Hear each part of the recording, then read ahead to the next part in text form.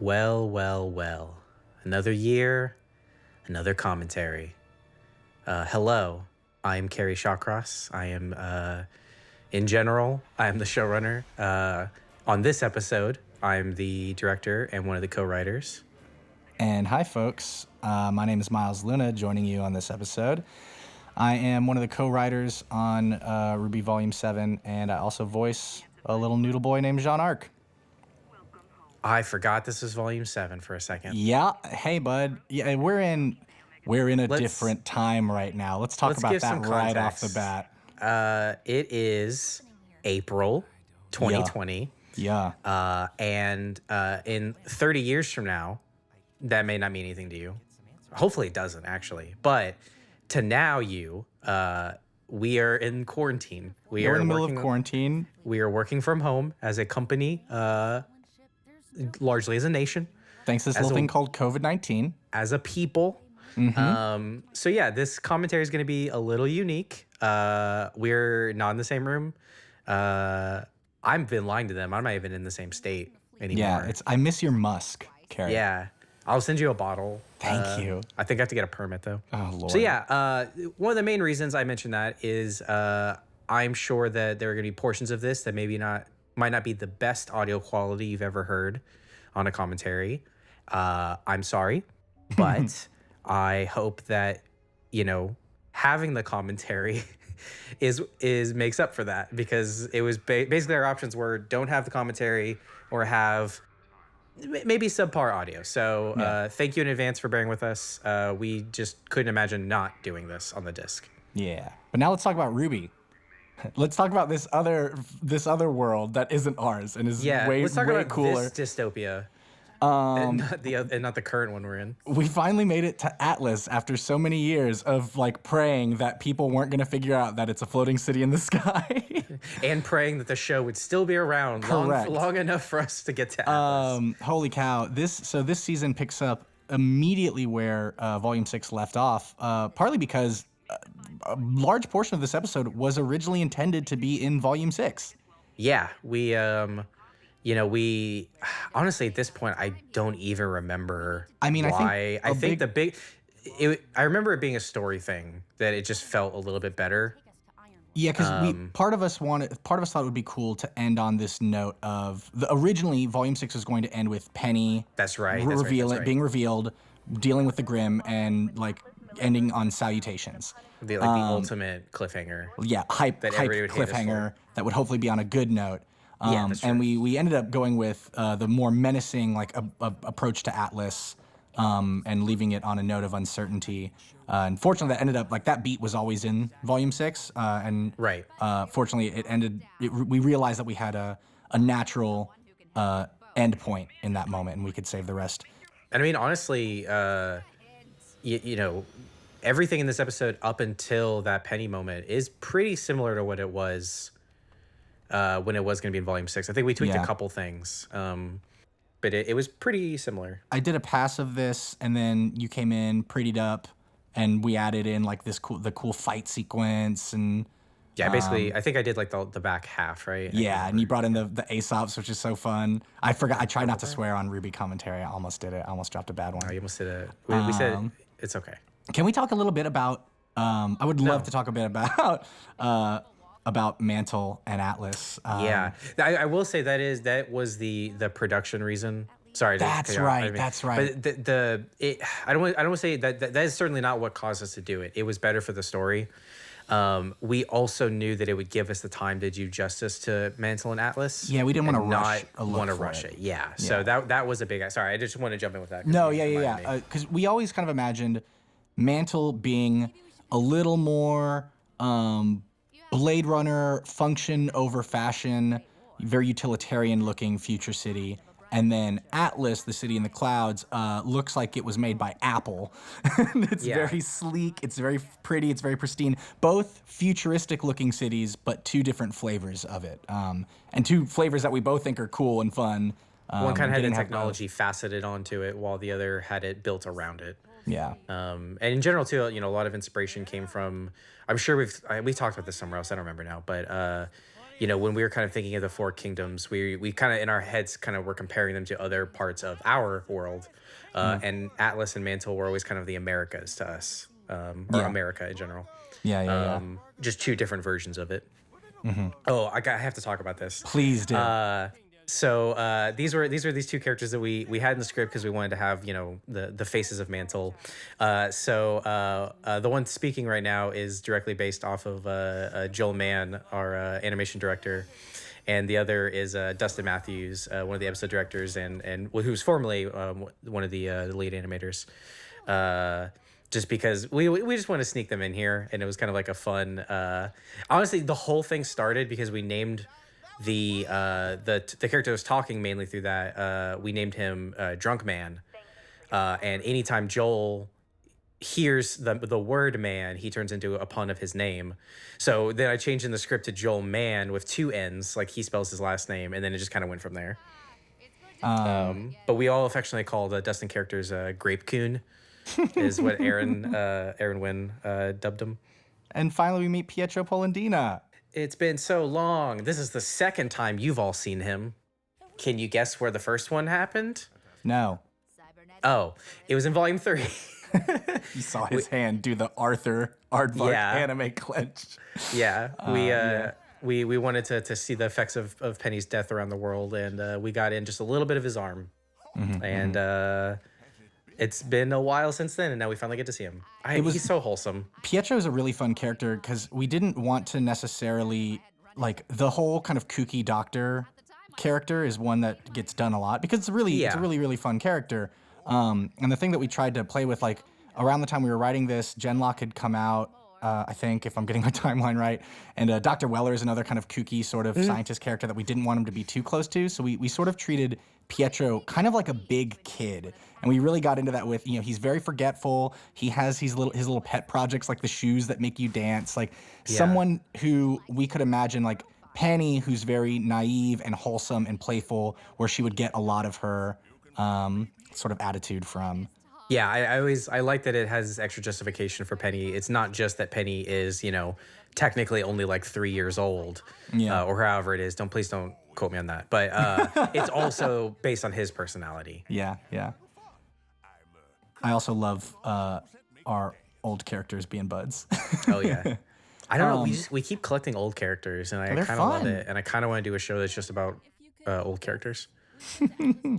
One of the challenges of this volume, because this was definitely at the time probably one of the most difficult volumes we've ever tried to tackle. And although so you and I are, he is saying that because we've written volume 8, and we know that one was actually the most difficult. Now. Oh my God. Hey, wait until the volume 8 commentary. But gosh, I hope people like it. Anyways, brought to you by Jack Daniels. Oh goodness. Although Carrie and I are the only ones present on this commentary, in case you aren't aware, this was the first volume that wasn't just written by the two of us. Kiersey Burkhardt and Eddie Rivas joined the writing team, and I promise you, this volume would not have been able to happen without them. They brought so much life and energy and just amazing creativity to the story, and oh my God, we're so happy to have them as part of the team. And you'll be hearing them later on in these episodes. It absolutely. The thing I would say is it would have happened, and it would not have been anywhere near as good. Yeah, because we would have made something. Miles and I would have made something, sure. And they came in and made it an amazing thing. So what was an interesting challenge for this episode was making it clear, obviously Atlas is a new place for our audience and some of our characters, but it's a familiar place for several of our characters. The challenge that we had establishing was that for characters that come from here, who have been here before, like Weiss or Maria, that this place is different than what they remember. Because when we spent time with Weiss in Atlas in Volume 4, we never left the Schnee Manor. Partly because we wanted to, really lean into this idea of some like entrapment. Although I think they did have that one. I forgot they had the one party where Weiss was awesome and told people off. But it was still in the manor. We also didn't want to like show off that it was a city floating in the sky. So it was hard because we didn't want the audience to think that this is what Atlas and Mantle is always like. And so seeing the doubt and confusion on a lot of their faces was something that we really needed to make sure we honed in on a little bit as we start to sample life in this new old kingdom. Yeah. It was yeah, going that has been one of the things that we've tried to hold on to the most in this series is the idea that Atlas is this floating city. Every world of Remnant, every mention of Atlas up to this point has all been carefully worded um Yeah. as to avoid it. What's it like up there? Oh, you mean up Exactly. north? That was us trying to be clever. I think it was you, and also I'll say it was successfully being clever of being able to say it without saying it. Um, Shout out to both the animation team who did an amazing job on. Shout out to everybody. Everybody, Shout out literally to everybody everybody. all the time. I love this fight so much because it was. We had this a little bit in Volume 6 as well, where there's this little bit of okay, it's the first episode. No one's gonna die. You know, like there's a Right. little bit of It's a fun let's just fight have and fun. not a tense fight. Yes. So I gave everybody a chance to like, you know, just have some fun. But one thing I want to talk about too is the ice treatment we did for the Grim, where it was just kind of an idea we had to make. You know, we always try and theme our Grim a little bit. And you'll notice as you go through the season that you know these are all very like you know extinct animal, icy climate Ice kind Age, of yeah. Ice Age kind of creatures. So I thought one thing we wanted to do is have this idea that you know they're around for so long or they're so adapted that they do have this like icy tinge to them. It doesn't necessarily make them more powerful. It's just Right. you know it was a way for us to get to spice things up a little bit without having to reinvent the wheel. It's fun getting to play with the Grim. I always think of them like wild Pokemon because there's some Grim that will pretty much pop up in every biome in the world, but then there are others that are more specific. Right. If you've read the After the Fall novel, which I highly recommend you do, Yeah. and Before the Dawn, there's a few very Vacuo-specific Grim that make appearances in those stories. And yeah, same with Atlas. We wanted to, you know, we've said in previous World of Remnant stuff, you know, one of the reasons that Atlas did well is because not all the Grim could survive the harsh climates without humans' ability to make fire and warm themselves and stuff. But we also like the idea that Salem kind of gets wise to that and works on maybe making some specific Grim that can handle it better, stuff like that. Oh, it's the most wholesomest of wholesome moments. Yeah. This was I can't remember whose idea it was, so I'm just gonna assume it was mine. But the basically like letting people know immediately that like this is Penny. Yeah. We had, and I remember there was a discussion that we went through for a while of like, what does Penny 2.0 look like? Obviously, we always knew she was going to come back Right. from the top, but we had never really settled on if it was going to be the same Penny or a clone or a 2.0 or whatever. And we had a lot of talks about what to do. And with so much stuff going on this volume and so many other conflicts happening, we didn't feel as though having an additional conflict of like Penny not having her memories or Rwby trying to like be friends with someone Right. who doesn't remember her. Like it was all really cool ideas, and we played in some of those definitely spaces for a explored, while. yeah.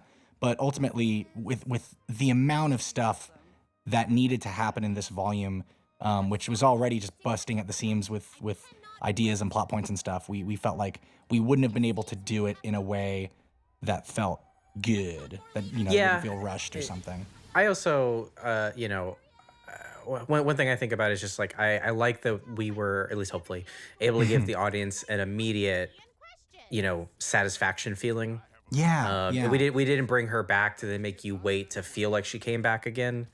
I think that was kind of the other reason we leaned that way was just it just let's just give everybody a nice moment, you know. It also goes a long way in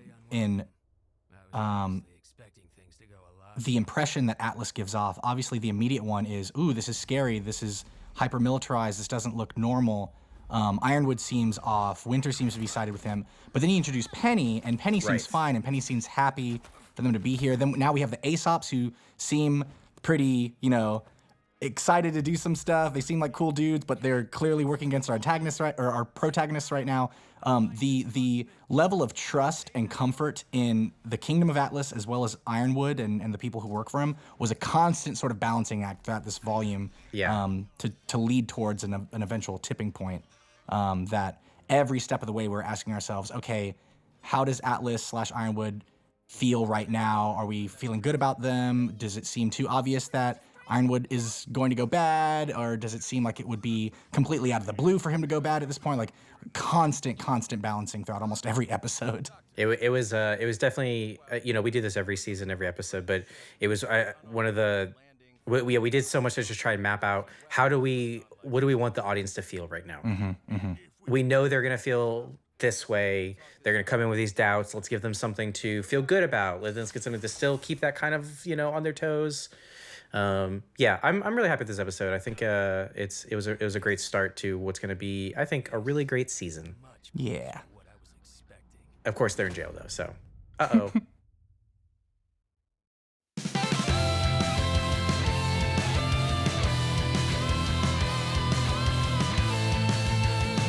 Keep dreaming about a better world. You keep wishing for some clarity. Always hoping that a lightning bolt is gonna save you from this gravity. You're holding out for some romantic life. Maybe you'll wake up in a world of charm. Oh, but what's here can set you free. You don't have to dream. Your life's a masterpiece. If you just believe, then all you see is all you need. Right now your hopes are shattered, spoilers ever after. But in time you'll find through love your power just shines. When you don't know where to turn to, and you're sure all hope is gone. When the day you waited for won't come, and dark won't yield to dawn. Trust light. Open up your eyes. Trust light. The truth is there, but sometimes in disguise. Don't say if we're together, moving toward the light. When we trust in love and open our eyes.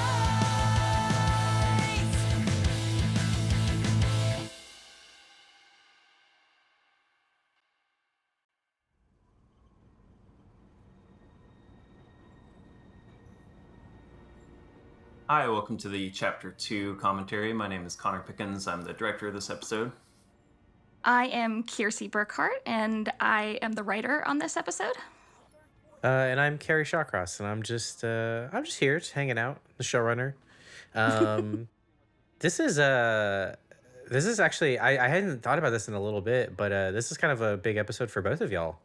Oh, yeah. We had so much work we had to do just really, really fast. So many characters to introduce, a mood that we had to set right off the bat.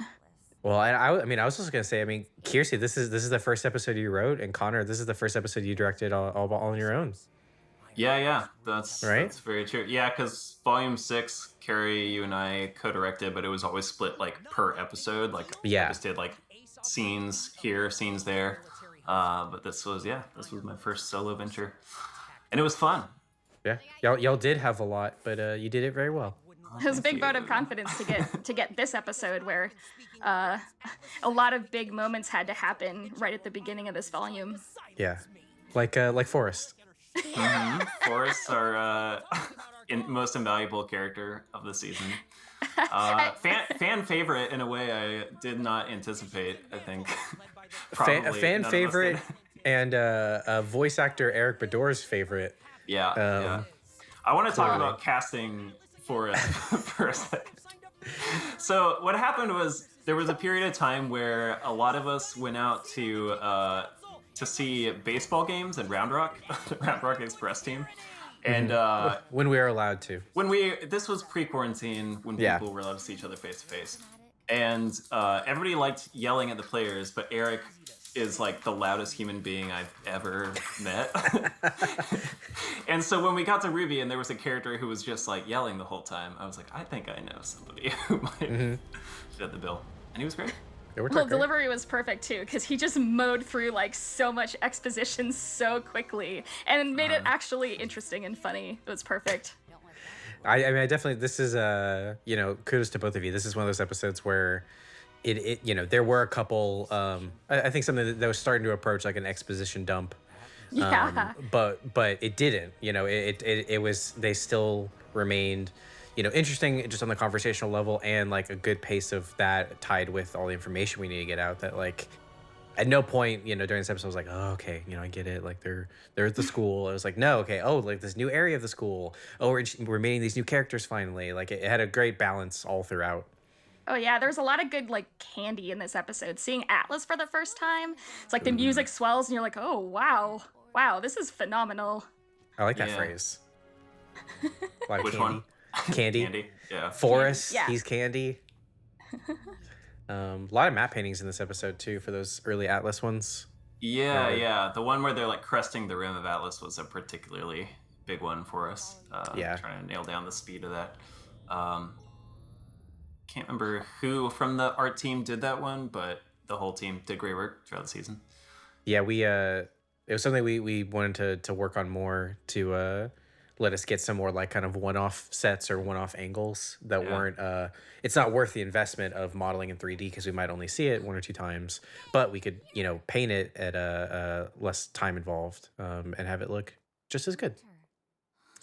There are so many there are not a lot of settings in this scene or in this episode that I feel like your whole team, Connor, did a really good job of making it interesting and making it interactive and still having a lot of movement, even though we're staying in one place for the majority of the episode. That was a real accomplishment.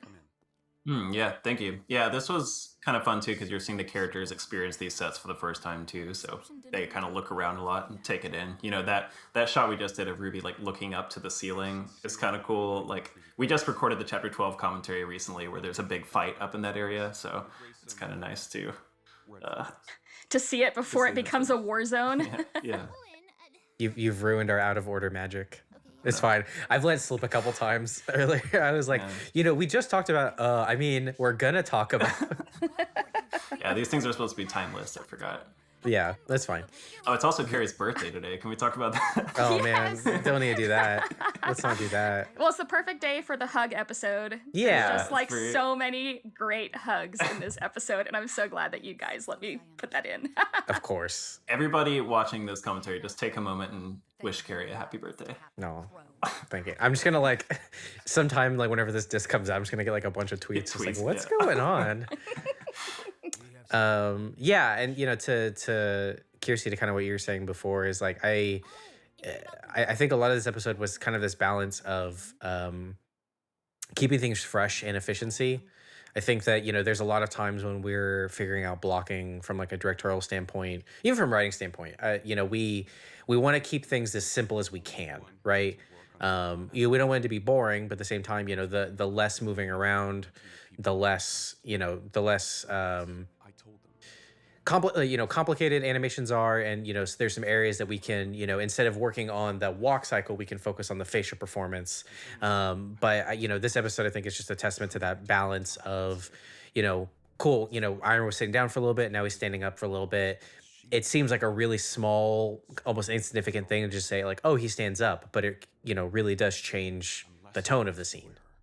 Absolutely. Well, and there's so much that's conveyed, particularly in this episode, with facial expressions and characters making eye contact with each other, as Rwby is about to kind of say some things that aren't completely true, and wanting to show that the other characters acknowledge that, but not let it kind of be too obvious that Ironwood would notice. There's a lot of unspoken stuff going on, and it's also just it's kind of a tough balance because we do so much building up in the first episode of the tension of the setting and kind of the distrust towards Ironwood. We see all these sketchy things that he's doing, and then when we get to this episode, we need to kind of reset and undercut a lot of that because they're going to be working together throughout the season, but at the same time that we still need to maintain enough kind of weirdness that it makes sense that Rwby doesn't tell him everything, Right. We need to kind of quench the fire, but not eradicate it. Right. Just choke it down to a small flame. Exactly.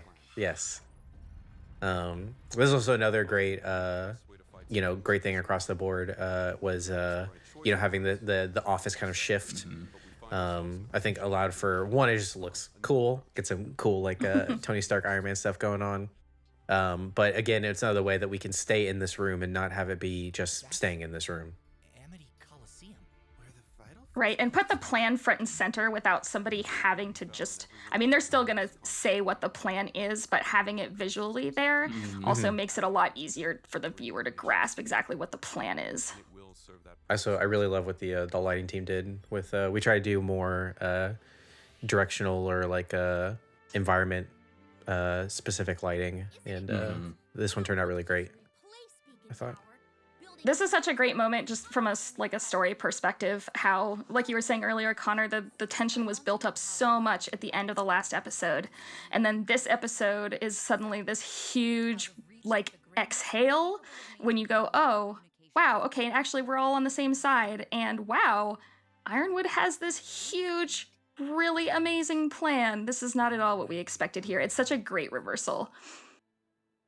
I will for the next part. Yeah, I think Finally tell the people about I'm sure we'll talk about this in later episodes. I mean, it definitely plays into this idea that we wanted people to feel good at the beginning of the season. We wanted our teammates to feel like they were on the right path and they knew they had something they could follow, which is something they haven't had in a little bit. panic is inevitable. Yes, and the trust theme is really well established at the beginning of this as well. He trusts them with this information. He trusts Penny and Winter with this information. Yeah, he's not the necessarily the same Ironwood we last saw. Yes, that was a really key thing in the writing, I think.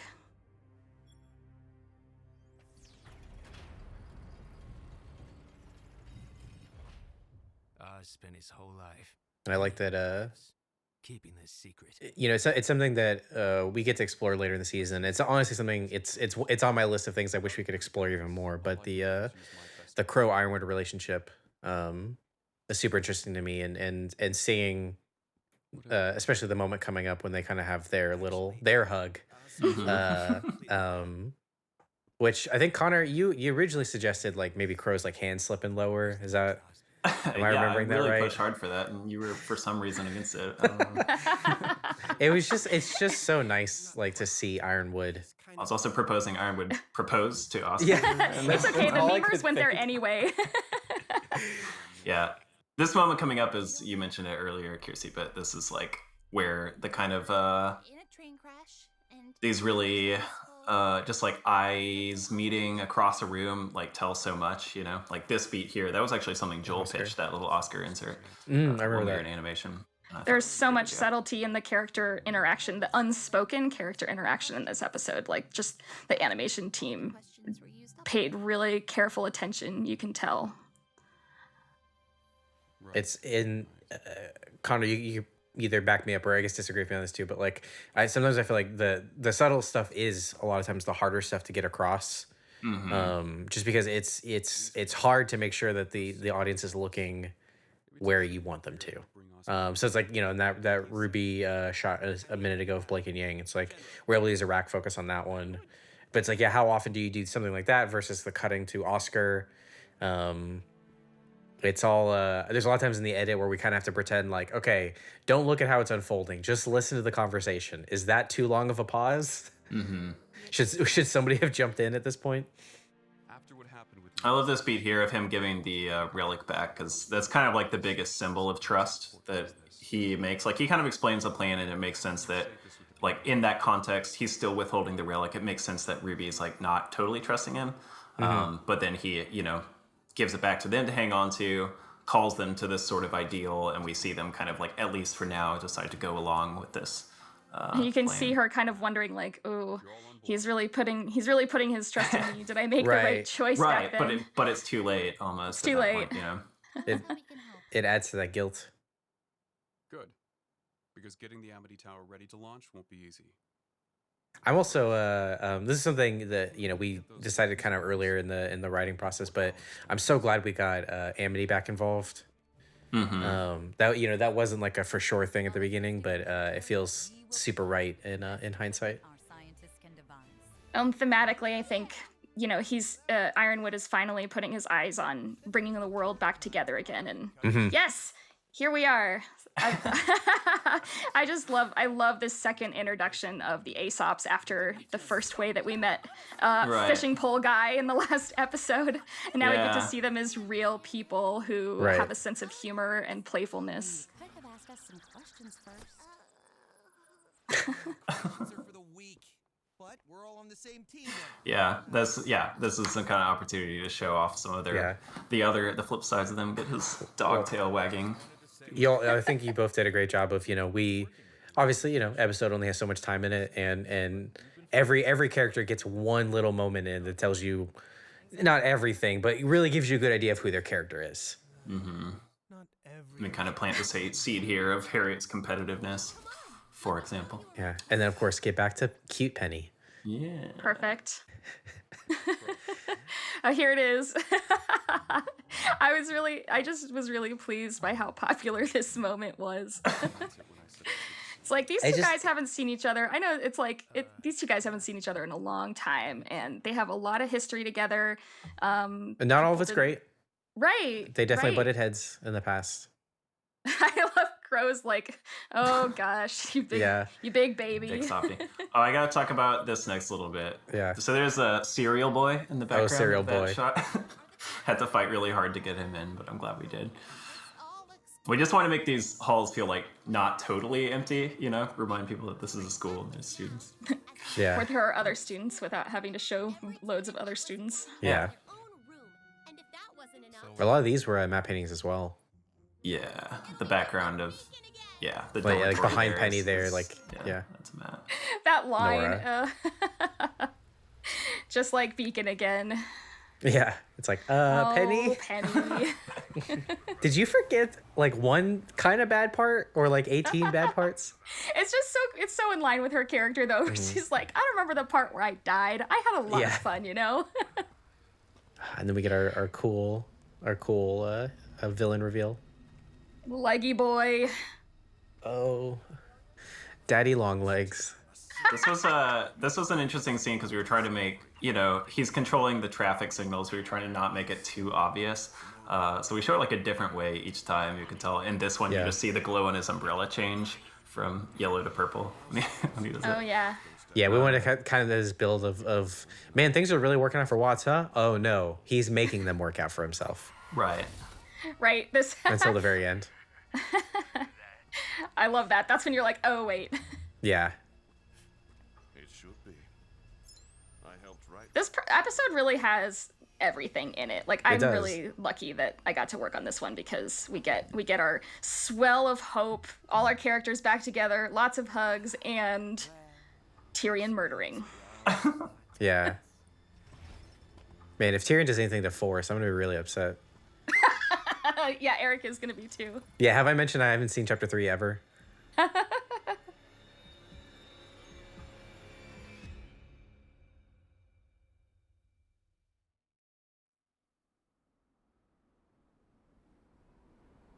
Hello and welcome to chapter 3, Quarantary. Nope, common Quarantary. Hello, I'm Carrie Shawcross, and I am the director and co-writer for this episode. My name is Miles Luna. I was a co-writer on this episode. And boy, howdy, what a fun episode it was. This was such a blast to work on. It was also when we were worried about page length-wise.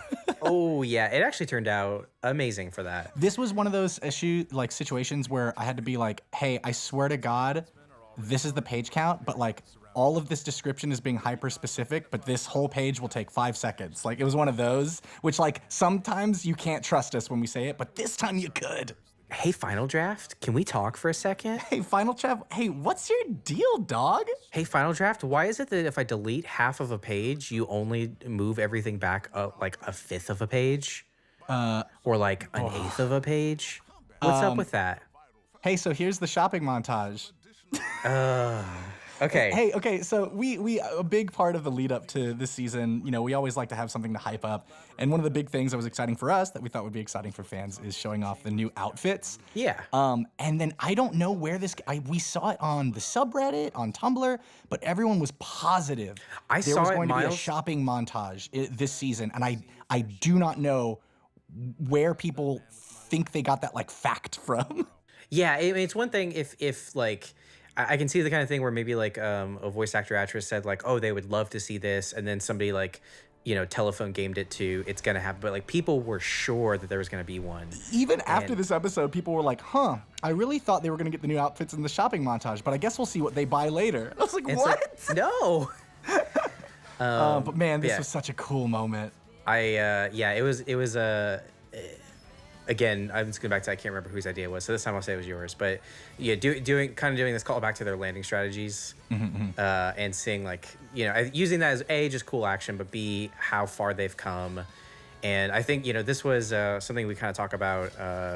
Something I see us talking about through these commentaries is we didn't want we don't want the show to become a bummer. Right. We're obviously like growing up with the show, and we're dealing with some more call it world-ending topics, and getting some darker things. But we want to have fun too, and it's funny when Jeff first sent me this song, he was like, "Hey, this is probably too much," and I listened to it, and like I went back and forth a little bit, and in the end I was just like, "No, I think this is actually like everything. Like this is exactly what we need."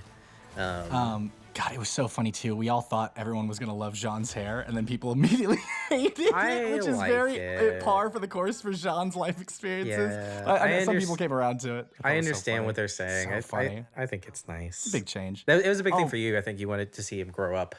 And Yeah, I think that's it was a good way to do it. Definitely, that was a big thing. This is actually a great segue into talking about the Aesops, Hell because yeah. we wanted our kids to start looking and acting and learning from professional huntsmen. And the idea originally came when we were brainstorming some stuff for volume 7. Oh my God, Almost we're did it. working on 9 right now. So Yeah, my just to give brain some is like, what? context, we're doing the commentary for 7. We are in production on 8 and are currently outlining 9. So we're a this is little weird. scattered right now. But originally I pitched this idea of making Atlas a little reminiscent of the Beacon days in that, as fans have kind of called out and we've been aware of, like, we don't often get a chance to see professional huntsmen. We're constantly spending time with our student-aged characters, and then, like, the couple of adult friends they have. And so there was this idea of, like, well, what if when they get to Atlas, because we wanted them to get some weapon upgrades, some outfit upgrades, and then, of course, we really wanted them to start getting stronger and stronger, of, like, what if they have some Atlas Academy professors that teach them? And then that kind of evolved into, well, maybe they're some sort of like mentors, or what is this? And then ultimately, as we kept throwing ideas around, it was this idea of, what if these are Atlas's best of the best? Like the Team Rwby of Atlas, the things Right. that like these kids should aspire to be like and learn from. And just that idea of reconnecting to the Beacon days of having a teacher and a student like blew up into this huge part of the story, which was really, really fun. Well, yeah, and it added these characters that I think were both awesome on their own, but then also led to having kind of like, foils or mirrors of multiple of our main characters, and let us kind of, help move their story along too. One of my favorite things about it too is I saw a lot of comments that I think were frustrated that there's 5 people in the team and not 4, and that they didn't have a color name, and that was incredibly intentional. We want to do that as kind of, we're hoping right off the bat it would show like, oh, Ironwood doesn't care about Oz's rules. He's Yes. not there right now. He wants an efficient team. Yeah. We get a little more into that in the next episode. Yeah. I also got to give a massive shout out to Eddie Rivas, who coined the term Aesops. Oh, yeah. All the characters on the Ace operatives are inspired by Aesop's fables. And when he dropped that, holy cow. Oh, it was like confetti. We just conjured confetti. It was one of those things where I think he brought it up as like, so I'm only half joking, and it was like, no, you're none joking. We're doing this. Man, yeah, we had to cut a lot of stuff out of this episode. I think we talk a little bit about it later in 6, so I won't get too deep into it now. But there was a bunch of things that we kind of still needed to touch on from the previous volume. Obviously, Ying and Blake had a really traumatic event that they went through together. Yeah. That, we have this idea that SDC, brands and labels a lot of their cargo and stuff. And this idea that, although, we never say it, so I guess technically it's not canon or whatever, but we had this idea that, Adam, as terrible a person as he was, when he was younger, potentially got into an argument with someone at an SDC place, and someone grabbed a brand and just let him have it, and that led to the injury that we saw on his face in Volume 6. And So we wanted to be very sure to plaster the SDC logo all over this area to really put that in the forefront of Blake's mind. And Yang is kind of the only person that notices. Set up a conversation for them later. Yeah, right she's there. definitely very sensitive to it right now, and Yeah. you know, also, I like that we were able to, you know, we knew we wanted this to have this location of this mine, and you know, it turned out to be the perfect place to bring up Ilya's parents as well, and kind of link those together.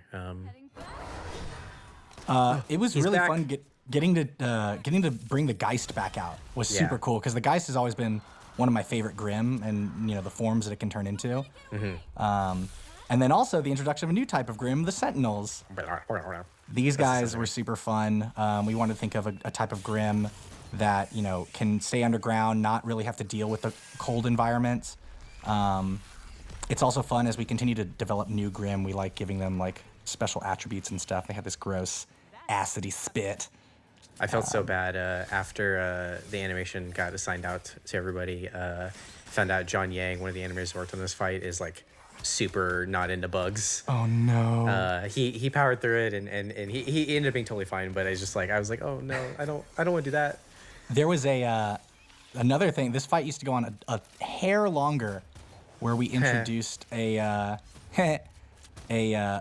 I guess an alpha variant of the Sentinel. Yes. That ultimately we ended up having to cut for time, but I don't know. Maybe you'll see it in the future. Maybe Who knows?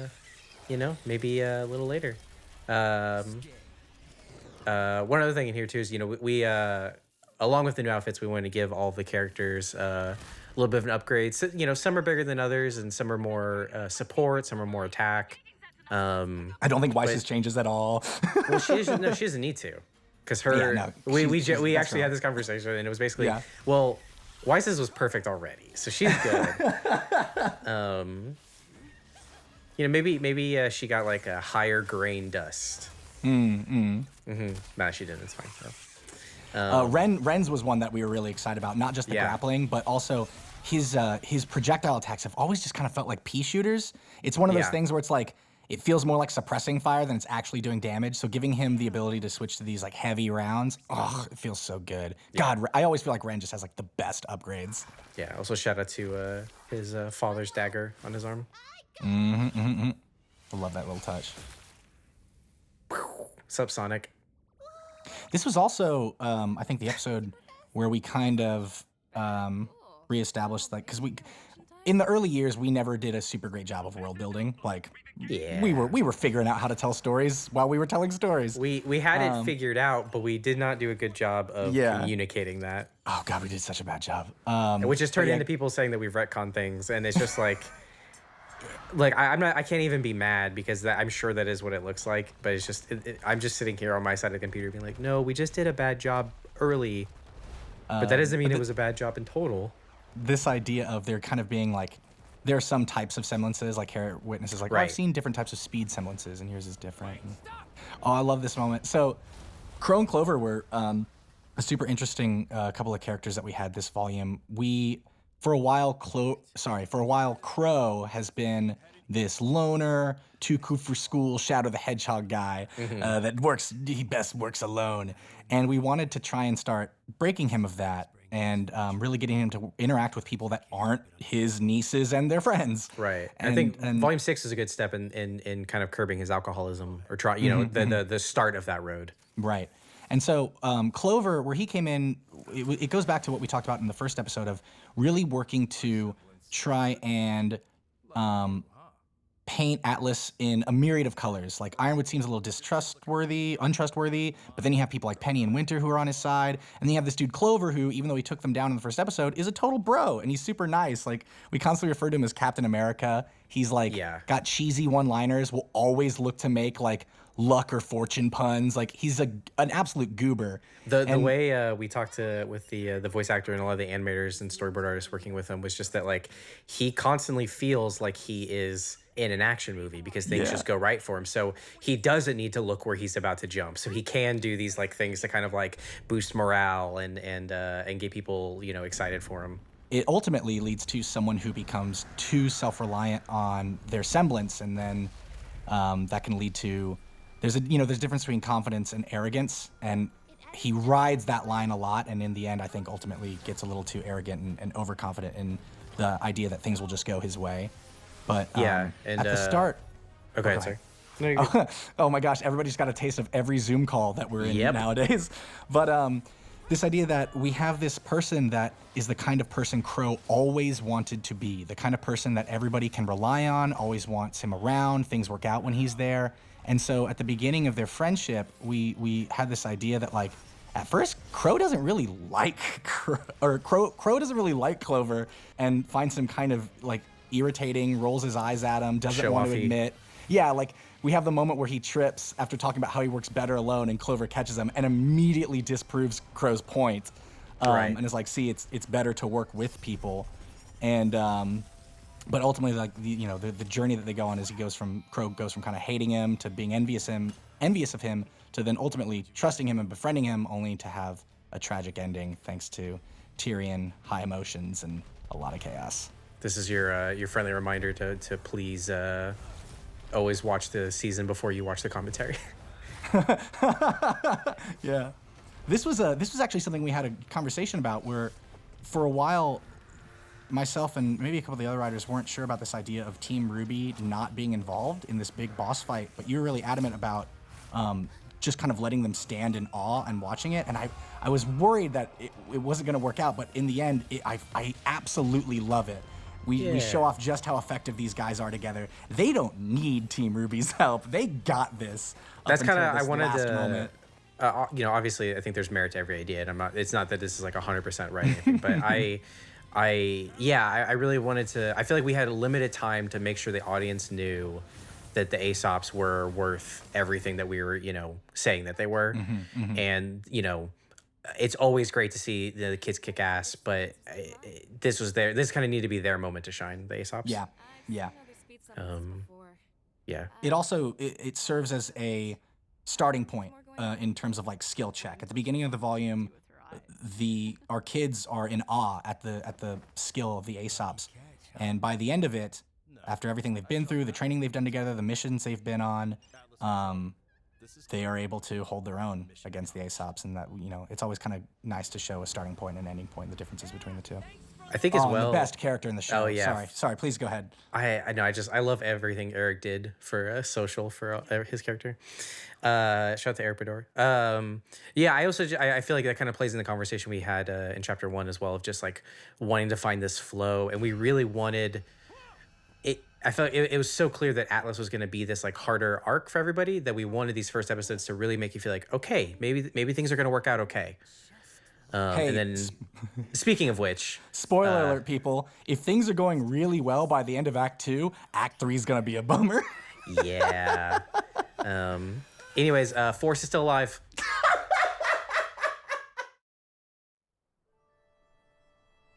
Hello, welcome to the quarantine commentary of Chapter 4. My name is Paula Decanini. I directed the first half of this episode. Hi, I'm Dustin Matthews, and I directed the second half of this episode. Hi, I'm Eddie Rivas, and I wrote this episode. I am Carrie Shawcross, and I'm here. It's the first ever totally haven't done this before commentary for Chapter 4. Wink. Wink. Sorry, guys. I like that we started this with saying we're not going to talk about it, and then immediately we talk about it. I didn't talk about it. I said it was the first ever. Oh, okay. Yeah, you're right. This is definitely the first time we've recorded Chapter 4's commentary. What would be a great thing to say right here is I'm gonna forever have this episode's always gonna hold a special place in my heart, because this is Dustin and Paula's first episode that they've done for the main show of Rwby, and I thought it turned out really great, and I'm just really happy to see y'all work on it. Thanks, Aw. Carrie. Yeah. And that's the first time you've ever heard me say that. Well, this is the first time you've ever heard me say that I came off of Chibi before this, so I think I brought a lot of that cartoony fun over into this episode. Which I think is good. I think there's something we talked about kind of in the writer's room, is that like there's obviously over this next arc going to be some let's call them ups and downs. But having these fun moments, I think, are going to be really important for our characters and for our audience. We don't want this to be the downer show. Yeah, I think before we before this, I went back and I rewatched the whole show, and I think I wanted to get back to some of that lightness and humor that we saw in the earliest seasons, and just try to find those opportunities where we can to, make sure these kids still feel like they're fun kids that we want to see them and follow their stories. Yeah, I definitely went through a phase, so things got dark for a while. Well, yeah, and from a writing standpoint, we were wrapping things up from 6, starting off 7. Everything felt like really high stakes, and so to come off the Aesop's mission and then have a chance for our characters to breathe a little bit was definitely something we wanted before we got into like the story proper. One thing we didn't talk about last time that I do kind of want to talk about is this is also one of the, I think we did some in chapter 2 as well, but this is one of the earlier scenes where we did kind of like a different style of lighting for portions of it. We focused a lot in the last couple seasons of getting what we kind of refer to as like beauty lighting working, which is this kind of like front on, really accentuates the character's features the way we want to. I'm specifically referring to the shadows. But I know that we want to do some more side lighting and more like rimlet stuff over these chapters. And I think I just love the way that the color and the lighting turned out in this scene. Yeah, So me much. too. I said pretty rosy sunset, and they like nailed it. Yeah. I found like some reference of like sunrises and sunsets on the tundra that don't. It has a strange beauty. It's not always so bleak and just blindingly white. It can be pretty too. I was just say one interesting thing, writing-wise, the first draft of the script, none of this took place out here. So we would have missed That's all this right, pretty yeah. sunset. It all took place in Ironwood's office, Which actually. would have been boring. Really boring. We've just seen But it. even his yeah, we office spent was a lot of time pretty. there. We saw that pretty blue like night sky in I think episode 2. something we learned in Volume 5 is it's great to be efficient with sets, but it can fatigue both the audience and the crew. And yeah, I think pretty early on we decided like, why not just have this be at Amity and the launch site? Like, why not? Yeah, and it kept the action like right off of the last episode, right? They're coming out of the mine, they're going right to it. And I really love having all of this here underneath kind of the shadow of Amity and then getting on board it for the ceremony. Yeah, because I mean, I think Yeah, for originally sure. too, the ceremony wasn't even at Amity; it was at like No. Atlas's version of an auditorium, Yeah. which I'm sure would have looked cool, but it doesn't have the same significance. That was one of those changes where once we did it, thinking back on it, I'm just like, why did we ever even do the other thing? Why? Yeah, why was that- it ever in Ironwood's office? Yeah, this is just clearly the answer the whole time. Yeah, and this is the ship we saw way back in Volume 3 that Winter arrived in when she showed up at Beacon. We repurposed it a little bit. It's kind of the Schnee Company ship. Yeah. It was a little hard getting it on that landing pad. It's quite big. I love You the know. choice of him just running his mouth before the door is even opened. Yep. Yeah, that was a very big thing Paula had, I remember. Yeah. Like, no one even heard that first sentence, bro. Like, he just coming in hot. couldn't wait to get down off that ship and start laying into him. He's not used to being defied.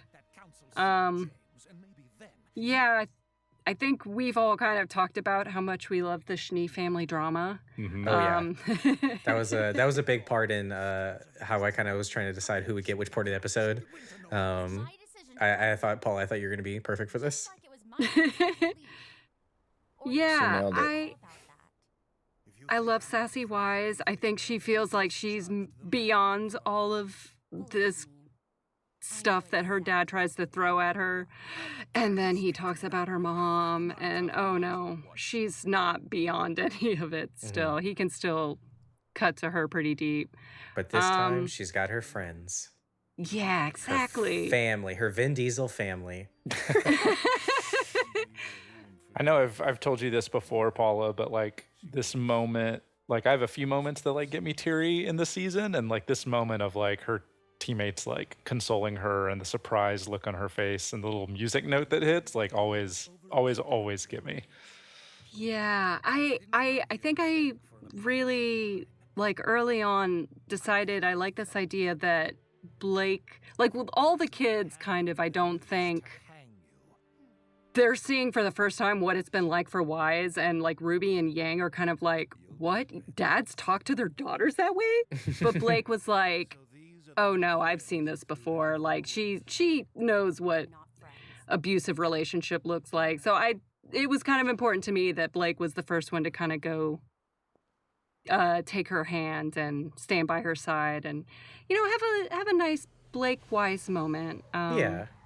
Yeah, I think we haven't seen too much of their interactions, but I thought it would be nice. And then we show up with Penny and her fun antics, and just make her as cute and as fun as possible. It's good old Penny.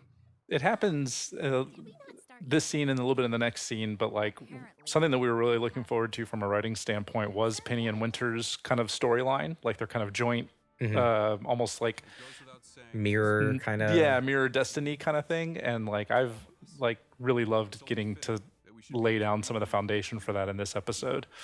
That was a lot of fun. That's one of my favorite things about the whole volume is those two. Definitely. And now we switch to Destin's half, and I was equally excited just because just to get all sentimental and sappy for a second. I mean, Dustin, you've been working on this show since the very first volume, so I thought it would be pretty darn fitting to have you do this graduation ceremony.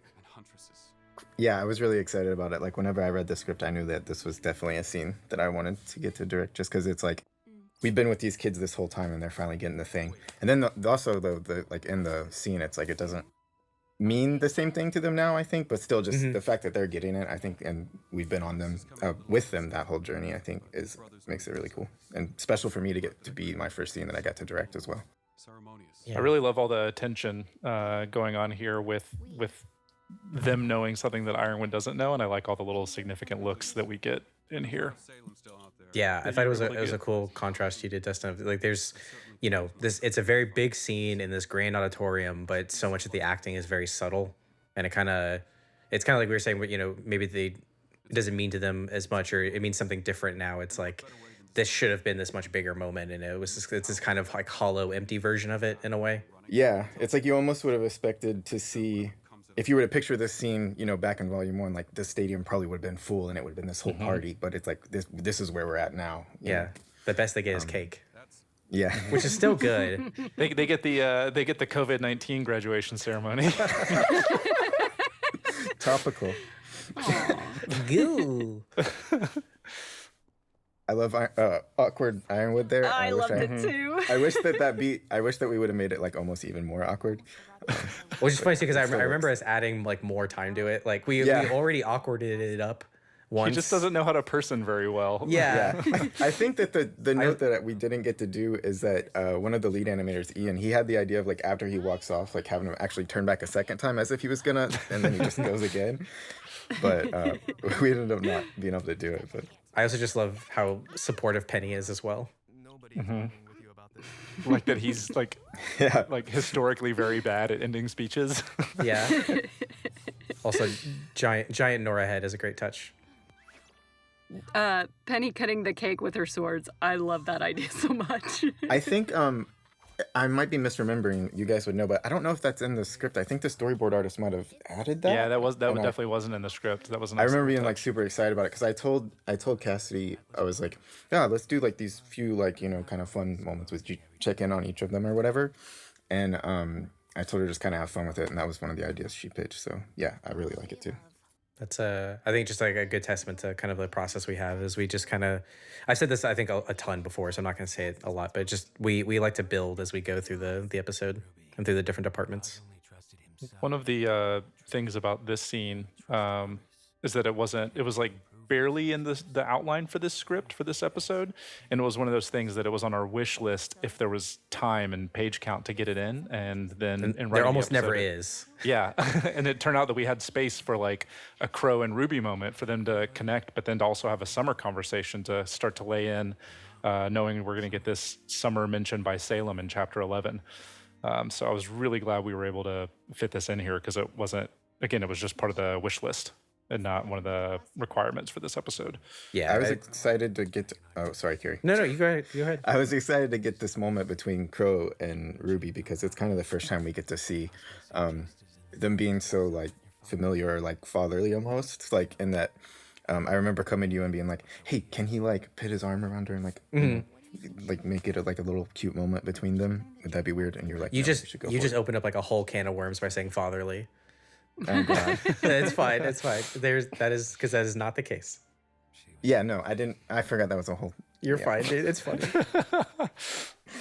I was gonna say family, but that wasn't a word, so I had to pivot at the end. I'm sorry. But I do Familial, like seeing I this guess? side of Crow that now that he's sober, Yeah, that was the we're big thing, yeah. seeing like some evolution to his character a little bit. I think it's to Dustin what you're saying too. It's nice to see. It's we have Crow as this like mentor character a lot. I think it's also nice to see it in that more family role versus like a professor kind of role. Yeah, totally. This Jean Juan Jim gag is like one of my favorite of the volume. Huntsman work? To be fair, we've been official for a whole. I also like that fans have memed it to like make fun of any time, like say the Rooster Teeth official account misspells John's name on an Instagram post. It was definitely a joke born out of reality of Yes. I can't tell you the number of people who like we've like onboarded and like didn't really maybe know Rwby quite as well, and then like for the first 2 weeks they're in a meeting and they say Jean or like they say Juan or John or something. Yeah. There's not actually any danger, but the parents fret, and that attracts Grim. It was nice to get to come back to the mission board too after not seeing it for so long and actually show that our characters are going to be able to. We wanted to end this episode to let the audience know that they're going to be doing Huntsman stuff. That them getting licenses wasn't just like a formality. It is the exact what we saw in early volumes. It's the goal they've been going towards. I also like how much we've endeared the Aesops. Elm and Marrow are so cool and awesome here. Well, not so much Marrow, but yeah. I like in that last wide shot, Marrow's actually still like on the ground from being pushed over there. This is my favorite entrance of the volume. Watch just like swooping in. Wasn't there like a weird thing to get that shot to work, Dustin? Yeah, I think there's actually 2 Wattses in there because we couldn't get his arm to swing the way that door swings backwards. So there's a second Watts behind the door actually that you see his hand, and then we just fake it so the first one actually comes through. I love that about 3D, just production in general. It's like, oh, we can't get that to work. We'll just put another one in. Here's an exact clone. I was really happy with my blocking for this scene, I remember, because like I kind of thought about it for a while because I really like to do this stuff with the bad guys in it. And I remember like putting chairs in my living room and like trying to figure out how would be the creepiest way to have them like walk around and like come down and say this line. I had a lot of fun with that. Yeah, but then I had to say like, no, he does need to keep his pants on. Yeah, he pulled me back a little bit on this one. Yeah. But I still think it turned works, out yeah. very well. Yeah. The stalking around the whole room.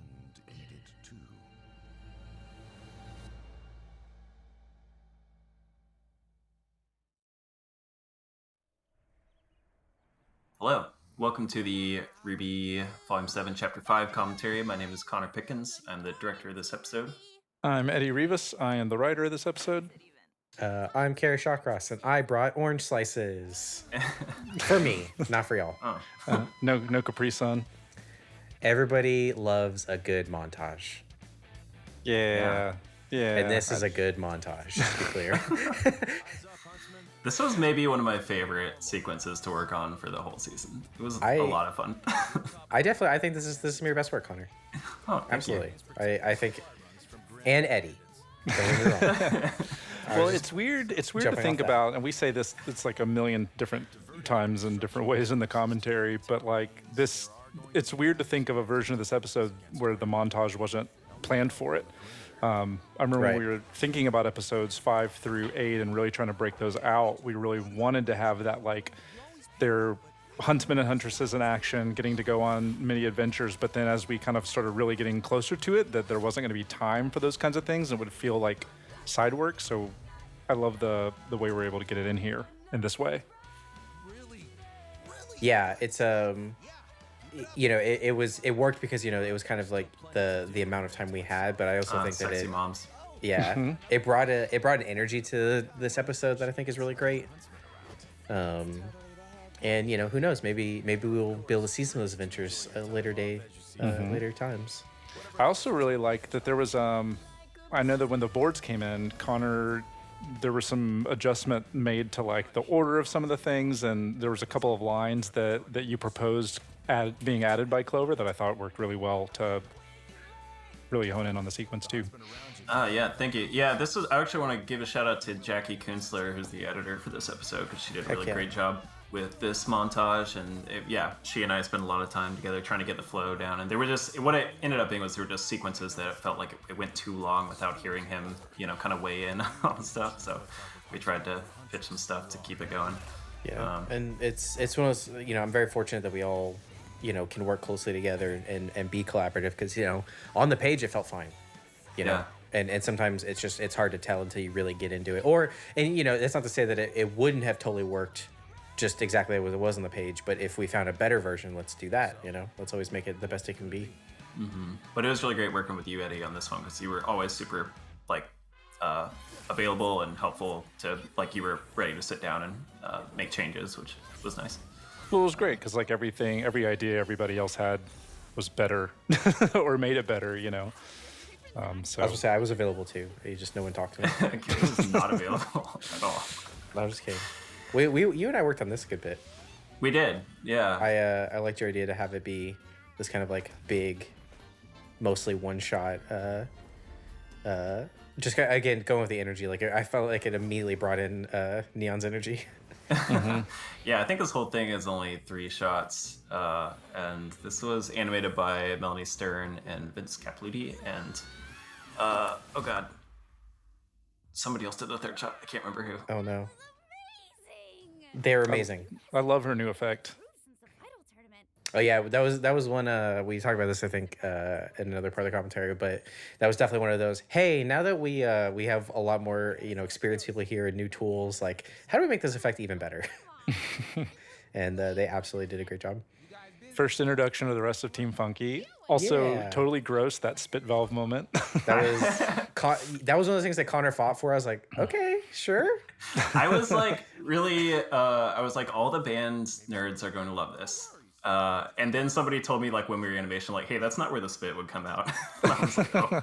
Wait, you weren't even a band nerd? Well, I played percussion for 1 year, but I didn't play trumpet, so I can't be blamed. I'm pretty sure what you told me was that the trumpet was your favorite instrument.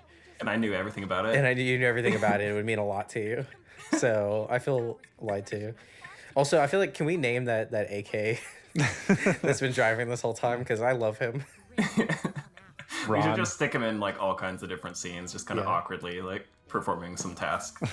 I love too. This is just to get kind of analyzing film for a second. I love that the previous section that we were talking about was this one long shot, but it added this frenetic energy. And this one, because you kept this one shot and just kind of drifted between Rwby and Penny, even I get sleepy watching it now. It really does play into exactly what we're looking for, of Rwby just being okay, I'm good. Yeah, this was another fun sequence. I think Post did a great job with this too. It's kind of hard because you have to transition from this front area that was way lighter to there's a pullback to the back. But it's really natural. I also want to talk about there's some penguins outside. Oh yeah, that went uncommented on. There was a debate at a certain point whether they should be grim penguins, but. Yeah, I thought it might. The second it's Chekhov's penguin. If we showed a grim penguin, I think that people would assume that that would be the final boss. Wouldn't it be that would have been a whole if can of somebody worms. If somebody had a pet grim penguin though? They can't really do any damage, right? I'm pretty sure a penguin would F any of us up. Maybe not Eddie. Can we sell these playing cards, please? I would love to. I thought that was the plan. I mean, it's still a possibility.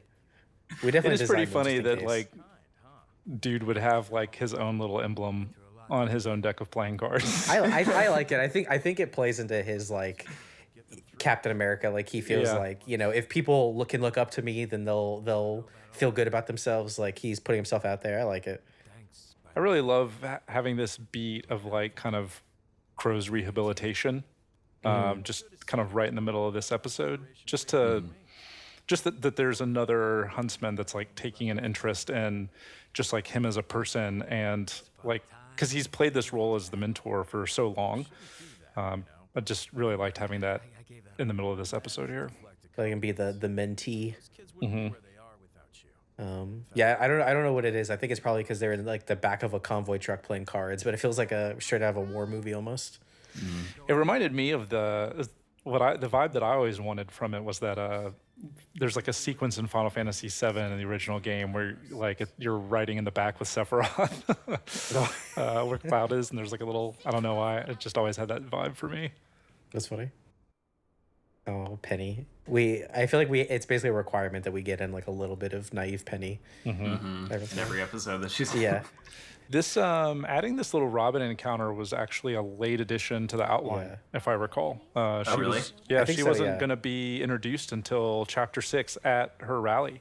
Yeah, and then I think we started, realized it's like, well, we need people to care a little bit more before chapter 6. and we I wanted love to this. like put the two factions head to head a little bit earlier also, so we could kind of set up what this conflict would be. Yeah. I think it's great for so many reasons. I mean, it just shows like them out there actively doing stuff, and we kind of can infer from seeing them here that they're doing this all the time, you know? Like Right. this is just like one of many missions. And then, like you said, just seeing Robin and Clover interact here, I feel like there's such a history kind of reflected in their dialogue. I feel like we need like an ice tumbleweed to come by in this Yeah. scene. It's very Western. It is. I like it. Oh yeah, I love how there's the tension just kind of goes and goes and goes until you think that they're actually all about to throw down out here. That's honestly what just passed was one of my favorite moments of seeing Clover, the kind of concern he has to camera, but then having him turn around to Robin and he's already got the smile. It's very All Might. And again, Captain America, it's this very like, I got to put my best foot forward. Yeah, well, and then even in this scene, it's like, and it's funny because like the way it's played in this scene, like purposefully, is like the audience is still kind of on these guys' side, and these guys are like, you want to root for the Aesops a little bit, but like this is the first bit of like showing Clover being a little duplicitous, like he's lying for what seems like a good reason, but they are keeping supplies away from people that need them. Right, and you're right, and that she mentions that, and we see Rwby kind of clock that and look uncomfortable, which kind of furthers her kind of struggle that lasts throughout the season. I like that little bit of her extending her hand out there too, because I feel like if you don't know her semblance, it could pass as just an invitation, gesture. an inviting gesture. But yeah, once you know what she can do, it's a lot more rich. One way or another, these supplies Yeah, I also I think the reason this was a late addition was because the plot line of the supplies, tying the supplies to Robin's storyline, I think was the late addition. And then we were able to thread that in through a few different spots, including chapter 7. And of course, by late edition, we mean like while we were still writing it. This wasn't like a... Yeah, we Yeah. went back in and inserted it later, Yeah. Late addition to that outline before script stage. Yes. Yeah. This whole scene was added the day before we.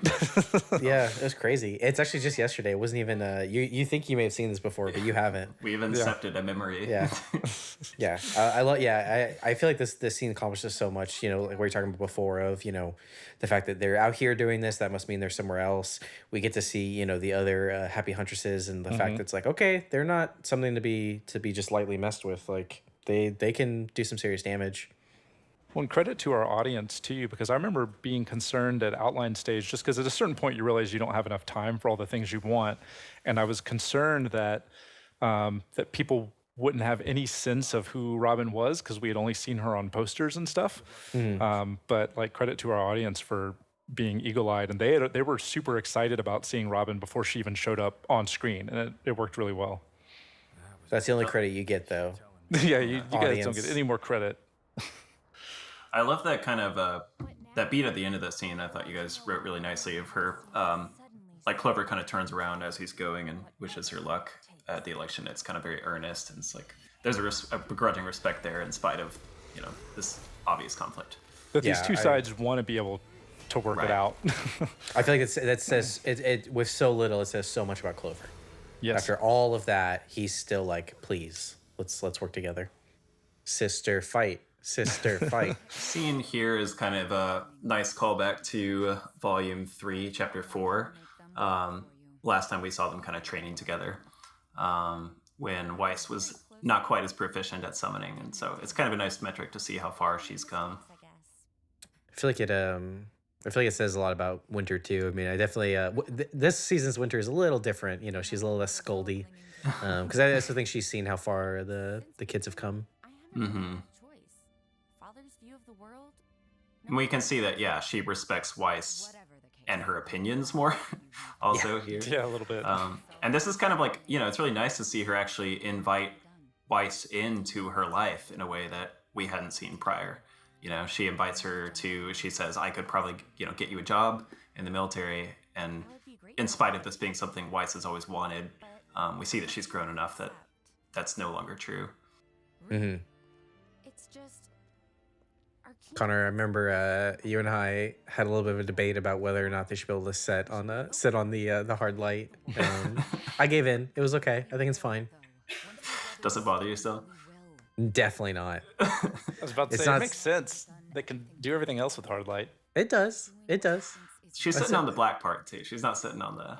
Yeah, if she had touched the glowing edge, oh boy, her Oh, butt would be buddy. on fire. And with that But hair, we're like, good. everything would be in flames very quickly. Yeah, Uh-huh. her dress is very flammable, canonically. If we could get that on the wiki, please. Please don't do that. I'm just joking. I like that we see here that Weiss is kind of like, you know, she feels confident in her course of actions and in her allegiances, but we see Weiss kind of plants enough doubt in her mind that she feels she needs to kind of show why she trusts Ironwood and invite her in here. Invite her in a different way. Sorry, I'm always gonna laugh at a nodding guy. So, two schnees. Checks out. Okay, 1, 2. All right, all good. No, Hey, Craig, did you count him down there? Yeah, I counted him down there too. Yep, still two. Still two. Do you think Winter RSVP'd? Yeah, Winter +1. yeah, they're very thin, but they're wearing wristbands now. This was one of those things that in the outline stage we had planned it where Winter was going to get a call from Ironwood or get an alert on her scroll and then was just going to bounce, and then Weiss was going to follow her and be kind of suspicious. But when I was writing the scene, it didn't feel right, especially after this moment. And then I also liked Winter letting her into this secret while Weiss was still keeping one, sort of. And so it was one of those things that sometimes you plan it, but then when you get in it, it doesn't make sense like it did before. Yeah, I'm glad you did that. And yeah, I mean, I think that happened several times through the season where it's something we try and I think keep a little loose in the outline is that, you know, hey, the same beats happened, you know, Yes. from like a plot standpoint, but I think you found a way to make it from a character standpoint work even better. This is one of these.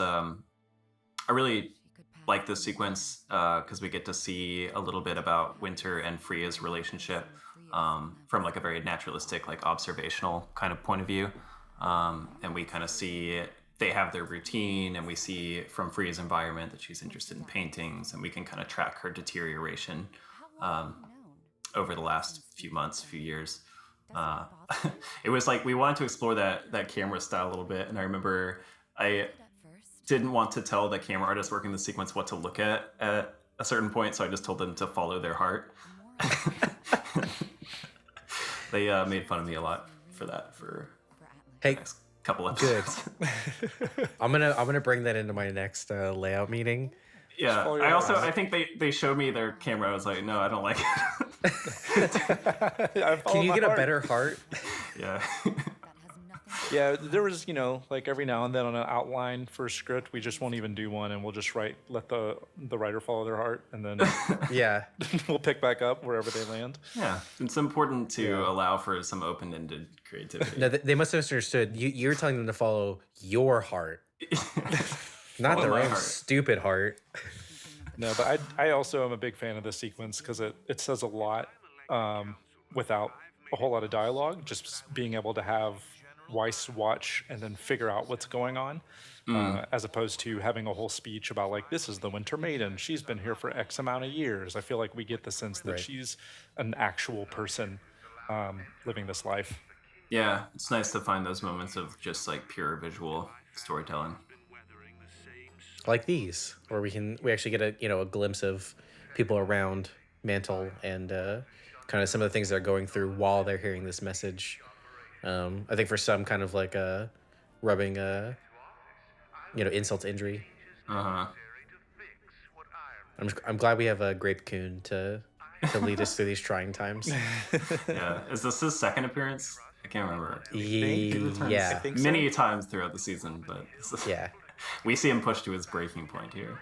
Up until now, he was sort of amiable. You know, he just wanted to sit in his stoop. And, Yeah. This might be his most sober appearance. yeah.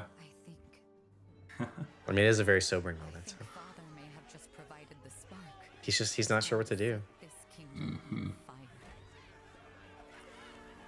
Oh, I guess he'll just break public property.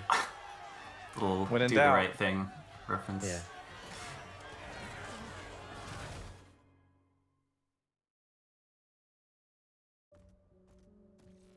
Hello, welcome to the quarantine commentary. My name is Paula Decanini. I directed this episode. Although rioting in Mantle is And did an absolutely incredible job. Thank you. I'm Kiersey, and I guess I was lead writer on this episode, but we did a lot of trading back and forth. My name is Miles Luna. I was one of the co-writers on this episode. Holding the city hostage. My name is Eddie Rivas. I was one of the co-writers on this episode first before Miles. My name is Carrie Shawcross, and I'm here for emotional support. Just like And I it's was on needed. this episode. I'm gonna need it, yeah.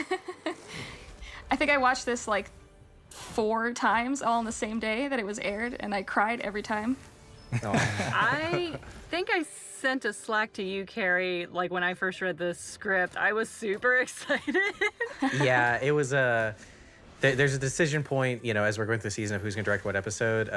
And you're pretty adamant about wanting to call this one, which I can understand, and I'm glad it went this way. But I also thought to myself, ooh, this one's kind of a doozy. It is. So I was like, yay. Also, oh no, there's a whole like warehouse massacre at the end of this one. It was definitely a something that needed to be handled delicately. Yeah. It was, I mean, yeah, the middle chunk of episodes this season, we kind of went through a bunch of different iterations for them. It was definitely, yes. in my opinion, one of the most, I think the middle of this volume was one of the most challenging writing parts of the volume. God, quarantine can't even let me talk, good Lord. But yeah, no, I remember like we had several different iterations of the middle chunk of this season. And then we had a really great breakthrough when Eddie, you got really sick. In the I middle was of- I was running God, like poor 100 Eddie. and I was pre-coronavirus. I was running like a 103-degree fever for 4 straight days and almost went to the hospital. It was insane. But then like one of the nights I had a dream about this middle chunk of episodes that was basically like what we ended up outlining and running. It was a little bit different, Yeah. but it put Tyrion on the scene with our characters where the previous version of the outline didn't have our characters there at all, really. And then another version had Blake and Yang and Marrow there. They were like yeah, spying it- from the rafters. Yeah, A huge thing that this episode ends on is the framing of Penny Polendina, and that Yes. wasn't even in like our first draft of the outline for the season. Originally, we were still sticking towards this idea of framing Ironwood and Atlas, and originally Tyrion made it look like a bunch of Atlas soldiers had Yes. opened fire on civilians in Mantle. And the fever dream put it to where he was framing Rwby, and then from there we pivoted to framing Penny. Like having him frame one of our characters made that hit harder emotionally, and that's the direction we ran in. There was also I remember reading that in the script and like, Penny framed for murder, what? Penny of all people. Penny the purest girl. And I was How like, could oh man, you?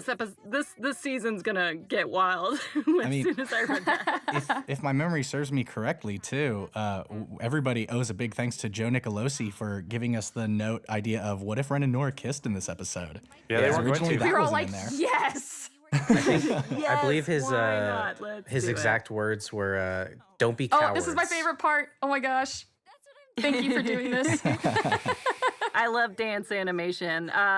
Props to Vito for doing that. I thought it turned out really cute. Yeah. God, That so whole- cute. That whole opening up to this point was so nice just because we knew this was going to be a huge turning point for the season and things were only going to get worse and more stressful from here. So having moments of levity like Oscar and John hanging out and going to the movies and Weiss going with them love that and bit. Yang and Yeah. Blake being dorks and it was And a Weiss nice being little like, moment. "Get me out of here." But now Side note, I love the visual note that's all throughout this episode of the counting timer. The election results as they come in. It's such like a good way to. That took some calculating, and it kind of speeds up as it goes on, and it just kind of worked out that way. That every time we show it, it's like building, like showing more and more and more. Yeah. Yeah, I mean, It's such a Paul, massive tension builder. Oh my goodness. I don't even think I don't even want to say that it just worked out. I feel like you put a lot of work into making that work out. I remember the number of times I would like walk into a conference room and you were just like quietly like mapping out, okay, it's like, okay, this at this point and then this at this point. So kudos I to you. did a lot of planning in this episode because also I want to give a big thanks to Sean Cunningham. Oh, yeah. He kind of he's been such a great addition to the team with crowds because I was like, okay, how are we going to pull off a crowd in this warehouse? And he basically just came in and was like, oh yeah, we can totally do that. And I was like, oh yeah, oh okay. He Yeah. was just like, he's been so great working with. We kind of have two different ways we do crowds. You know, we have animators do some that are a little bit more closer camera specific, and then we have, you know, an entire crowds team in Houdini that make the more kind of like filling out everything and make a little bit more of like the mass. And yeah, Sean has been great at just like, oh, what do you need? Yeah, we can do that. And it's just like every time I think we're gonna stump him, he's just like, I don't worry, I got it. Hannah Novotny animated that adorable little bit with Penny. I had this idea that no one's ever offered her a fist bump before, and she was like super like, She's I been must dying do for this it. precise, and then did it Calibration a little required. too hard. Shout out to Kaden Jensen. Yeah. Seriously. She did so great. We're concerned about security risks. It's so funny to me watching this because there was an old draft that had Ironwood and them doing an investigation at this warehouse post like the massacre. Oh my God, I've completely forgot about that. Yeah. Feels There like also was ages no ago. there was also no montage in chapter 5. It was them sitting around a table discussing all the things that they had done in an early draft. Yeah, there was also this was the episode where because in chapter 3, one of the things that we tried to get in was a bonding moment between Blake and Marrow over, you know, what's it like being a Faunus, and Marrow kind of offering his opinion and his Right. perspective of specifically not just being a Faunus in Atlas, but a Faunus in Atlas who is part of like Atlas's poster boy like military team. Yes. And 3 was already so packed, so we had to cut it out of that episode. We were gonna then try to move it into this episode, but then as we went through rewrites in this episode got packed, and hopefully it's something We're we'll be like, able to Blake's dive not into. even going to be here anymore. Yeah, hopefully something we'll dive into in future volumes. But I was glad we got that FaceTime with Robin Yeah. and him. And all the huntresses really getting Fiona on stage and getting that little bit of her personality was so much fun. Shout out to Michelle for her voice. We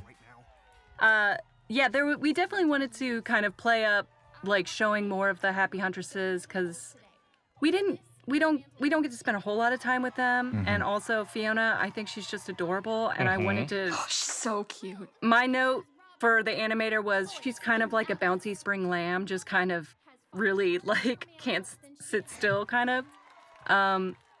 Yeah, so I tried to make sure we showed a lot of them, you know, not when they're working, but show like kind of this friendship they've built up over like years of working together.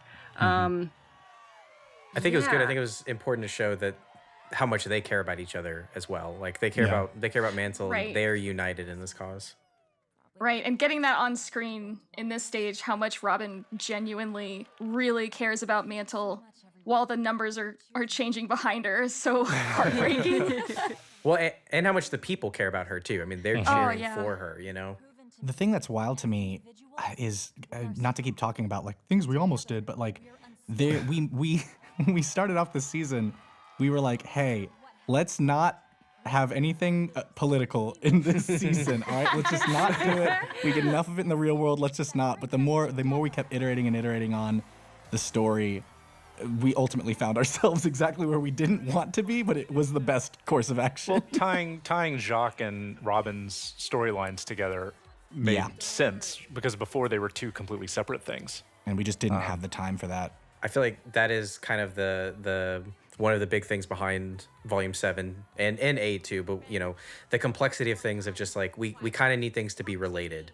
And it helps from a page length standpoint, obviously, but I think it also helps with the story of making these things feel like actual connected things and not just a bunch of individual things happening. There it is. Sorry. Oh yeah, There it is. and there it is. Little anime the soft blurry. focus.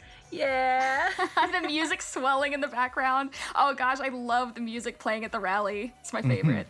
This music was great. I think I didn't even have any notes for it. He sent it to me. I was like, yep, that's it. Cool, that's I going love in. it. Also, a little fun trivia: the screen actually doesn't get blurry when they kiss. Everybody's just tearing up, and you've teared up every time. So the note from Joe Nicolosi about having them kiss here, because it wasn't in the original outline, was really more about like giving the heroes like that high personal moment before like shit hits the fan. before Before we hits the ruin fan. everything. Yeah. It Yeah. was a brilliant suggestion. Oh gosh, Paula, the whole team did such an amazing job with this sequence. Like, it was hard to write, and I can't imagine how hard it was to put it all together. Yeah, Joe Fick animated this sequence. He did a great job. Me and Rachel, when we were coming up with the boards, we kind of were like, okay, how can he hurt as many people as possible? Maybe he's gone down low and he's just taken out the knees and nobody can tell what's going on. It's just chaos in the dark. And then, I had this idea that maybe, like, Penny, she's used to fighting Grimm. She's used to fighting enemies head on. She's not used to a sneaky enemy. And maybe that's how he was able to just give her the slip, because she's just not used to that kind of fight. Also, Caitlin did a great job. I have to call out all the animators because they did so great. My note to her was make her beautiful, but also scary.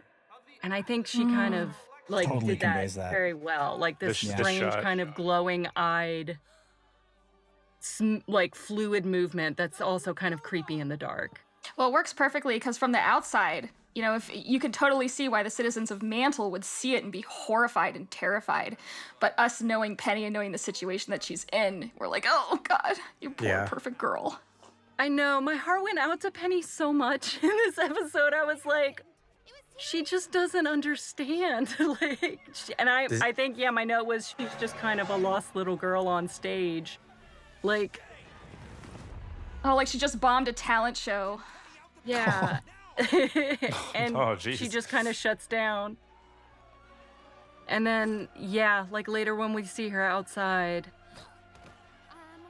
I'm okay. we just kind of get a glimpse of like her soul and her humanity as she's supposed to be the protector of Mantle, and she's just feeling like a failure, which think kind of it's- leads us into the next episode. It's a lot to process, and I don't think it's something that Penny's used to having to process. And you definitely have never seen her behave that way, where she turns away from her friends and takes off. That's just... It's, we played up that sadness. We built these rigs for the first episode. To me, in my mind, they kind of became the faces of Mantle. So I kind of thought like it might be interesting to bring them back. I kind love of show that where they're decision. checking in. Oh yeah, I love Yeah. throwing those guys in. We very rarely do we keep checking in with like an extra or two, but it really did kind of give a sense of, you feel like, the city of Mantle itself is going through its own sort of story arc. Yeah, and how they feel about these elections and how they went down. Yeah. It's a heavy episode. And then this ending that was Eddie's idea, and is absolutely just like cuts you right through the heart. Imagine where we started this episode and where we ended up.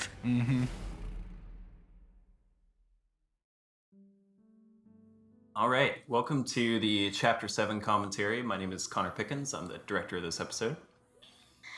I am Kiersey Burkhart, and I'm a co-writer on this episode. Hey guys, my name's Miles Luna. I was one of the co-writers on this episode as well. Hi, I'm Eddie Rivas. I also was a co-writer on this episode. And I'm Carrie Shawcross. I've got a little fun commentary trivia for you all. Due to the kind of weird nature of this recording, we're recording these episodes out of order to best suit everybody's schedule, and this is the last one we're doing, so get prepared for an interesting energy, I think is what I will say. Describe the tone of, obviously this is a very serious, very somber, very introspective episode. Yes. Our energy is manic. Yes. And so I'm going to turn it over. Connor, what was this episode like for you? Hey, Connor, what happened in this episode? I'm going to turn this back around and ask any of you guys if you remember the title of this episode, because I want to know. No, if you I guys don't. know. I straight up don't. I'm so tired. I do. It's a worst case scenario. Worst case scenario. Yeah. That's it. Just Yeah, like and this a little too commentary. real for right now. Well, and unlike Miles, I did watch this episode before this. How dare you? I'm recording this episode after 8 hours of working outside. I'm barely here. So I just noticed for the first time that Connor, are you the announcer on the TV in the beginning of this episode? Is that you? I'm one of the characters. I could be the one on the TV. I don't know. heard There's your like voice, 4 I was different like, ones. wait. Yeah, it's either the guard or that. I love that little sequence though, because we get to see the Happy Huntresses like in their element, pulling a cool heist. Yeah. Fun Fiona's such a fact. badass. Fun fact, Fiona's semblance was originally going to be Torchwick's semblance. We called it Deep Pockets, and we were going to give it to him because he was a thief, but we never found it just ended up we never really had a use for him to use his semblance. It never really presented. There was never like a moment where we were like, oh, and this is when we unveil it. So then we were like, actually, Torchwick could be a great example of how some people just don't unlock their semblances, and we'll just hold that idea from someone else. And it made sense that one of Robin Hood's merry men, or in this case, one of Robin Hill's happy huntresses, has deep pockets. We put the idea of deep pockets in our deep pocket and held on to it. Held on to it for a while. I'm a big fan of. So I feel like I'm going to be the dork always saying like originally this scene was all over the commentary, but you mean the good one doing commentary? So some of the stuff in this scene was originally meant for chapter 4, like the very first draft of chapter 4, where they knew that they found out earlier in our earlier outlines that Tyrion was involved with this, and we were able to reappropriate it for some of this scene. I like it happening much more like in this area of the season, but I don't know. I like the way we ended up. We basically have 3 scenes in Ironwood's office as they play out, chapter 2, 7, and 11. And I just like the way everything kind of falls apart gradually across each of those 3. Yeah, I mean, I feel like nerves are getting frayed more and seeing. I don't know if the Nora blowing up at Ironwood stuff was originally in 4, but it makes a lot more sense. Here. I just really wanted to give Nora some bite in this season. So For sure. that was a moment that I got to write. It was really exciting. Oh, I got to write Tyrion Callows, that thing that's on screen for 3 seconds. I spent an hour writing that one afternoon, and it was one of my favorite things that I got to write. And it's only there for you did that. Yeah, no, it was super fun because I've had my headcanon of when Salem first contacted Tyrion and getting to just kind of slip it in this quick little thing. Have fun and read that if y'all want. It's a fun little story. I didn't know you did it until really late, and then I was like, well, I'm the brand archivist. I got to know these things. And I remember seeing it in the final episode. It was like, wait, who wrote that? What is that approved? The fun story about that and why I suck sometimes, that was on my to-do list to do for about a week and a half. And then finally Miles was like, yeah, I think I might take off early for the day. I was like, hey, sit down. I'm kidding. You were like, hey, you saw I was stressed. And I was like, hey, is there anything I can do to help? I was like, you want to write this thing for Tyrion? And you're like, yeah. I was like, cool. Yeah, I fucking do. Yeah. I like that little beat there where we see Crow kind of react to Clover's willingness to go along with this plan to arrest Robin. It's kind of nice to see the hints of distance growing between them. We I think that, we that's also the scene as a whole. I feel like is this, you know, it's kind of this touch point through the middle of the season of, you know, we started the season a little shaky, and then over, you know, the course of it, we've been building this trust, and this is kind of this like wavering moment of like, is it all still there? Yeah, that last moment on Ren 2 there was several different versions of this kind of end to that scene, and ultimately there was one that went on a little longer, had a little more dialogue, and kind of Ren got more into why he was feeling the way he was feeling, but ultimately we kind of chose to push that off to later in the volume, understanding that we were going to continue Ren's story arc in the next volume, and instead of being like, hey, we just had this huge information dump, now let's also have a feelings dump. It was like, no, God knows we have no time for that in this episode. But speaking of feelings dumps, hey, this scene's great. I want to give a shout out to Connor here. I mentioned this in the chapter 5 that every now and then, you know, you'll have a director have an idea for something, and Connor, there was originally, like, they actually more specifically talked about Adam here, and Connor came with some kind of write-up and notes and recommendations for, like, being able to talk about Adam without talking about him, and I think it works much better than how it was originally written.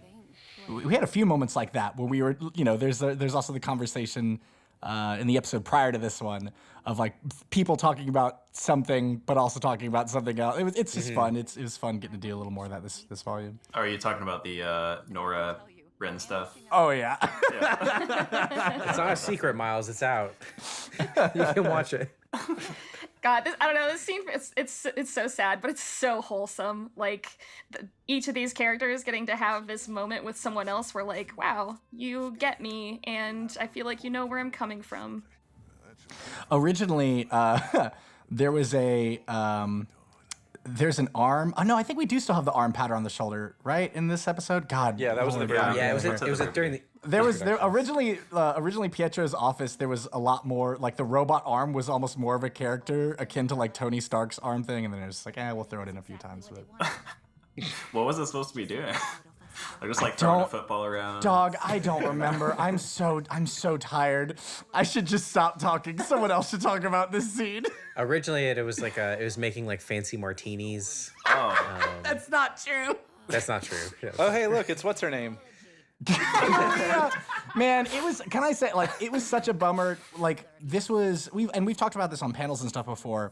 I know one of the criticisms of this volume, which I think is valid, is like a lot of our main characters didn't have as much just like downtime to interact and chill with one another. Like Rwby and Weiss hardly talk this volume. And that was something we were definitely aware of, and it was kind of a bummer, but like there's so much stuff going on and so many things and so many boxes we needed to check in order to keep everything on track. But honestly, the person I missed the most this volume was Maria. Like we're trying to find any opportunity to have her around because she's such a great character and she's so much fun anytime she's on screen. There would always be someone, like, we'd be outlining and we'd think we'd have everything figured out, and there would be some annoying person that would be like, hey guys, what about like Maria? And they're like, what is she doing right now? And they were like, oh shit, what is she doing? Just pick up the whole season and tear it apart. Oh, Pietro. Yeah. Emotional Pietro gets me every time. yeah, he's so sad. It was good to finally have this moment on screen, because I remember when Penny first came back, there was a concern, and we knew it would be there, about like, is this kind of like making like her return not have any like stakes or consequences attached to it? And so it was nice knowing that this scene was coming, to say that there was a cost. Right, and puts a finite limit on it and kind of shows that there's, it's not ultimately indefinitely renewable. I felt really dumb when I wrote this scene. I was like, ooh, it'll be really cool. We'll have him pick up a picture and his thumb will just be covering Watts' face and it'll be a big reveal at the end. I completely forgot that we did that in like volume 3 or whatever with a picture of Raven. I thought it was being so clever, and it's like, no, you jackass, you did this already. Someone pointed out, it was like, oh, I love this callback to volume 3, and I'm like, yes, a callback. That Miles, is what it you're is. just supposed to own it. You know, look, you know what they say, a clock's right twice a day, so you can do anything twice. No, a broken clock's That's not even right the twice a saying. day. A clock should be right all the time, Gary. This is why I don't use a normal watch anymore. I'm all digital, baby. You know what they say about clocks? They time. Yeah. Well. Also, that's not Cinder's mom. Oh, did people think that? I saw at least one theory that might have been like related to Cinder. I can see it. I'm just Why rule hey, it out? Why rule it out, Carrie? You know, like- debunking with Carrie. Because we do a thing a lot of times where it's like we'll reuse like similar hair models and stuff, like anything that we can do to try and keep the budget down and like keep production on schedule. And what that means is sometimes you have characters that look kind of similar, and then it leads to theories like, oh, that's someone's grandma. That's definitely someone's all mom. the moms got murdered in episode All the 6, moms hang and out. now all Yeah. those kids at the beginning of 7 are orphans. Oh, I forgot about that. Well, it's funny. I remember this. I mean, this is again kind of dating this, but like Final Fantasy 7 remake came out kind of recently, and people were a little frustrated that like it looked like Cloud's head model was kind of similar to Noctis's from 15, I think. And it was like all of our character models basically start from the same base. Like we have a base character, and then we change it from there, and that's why they don't look all the same. But it's like, yeah, we have to reuse assets. It's the point, but that doesn't make it a bad thing.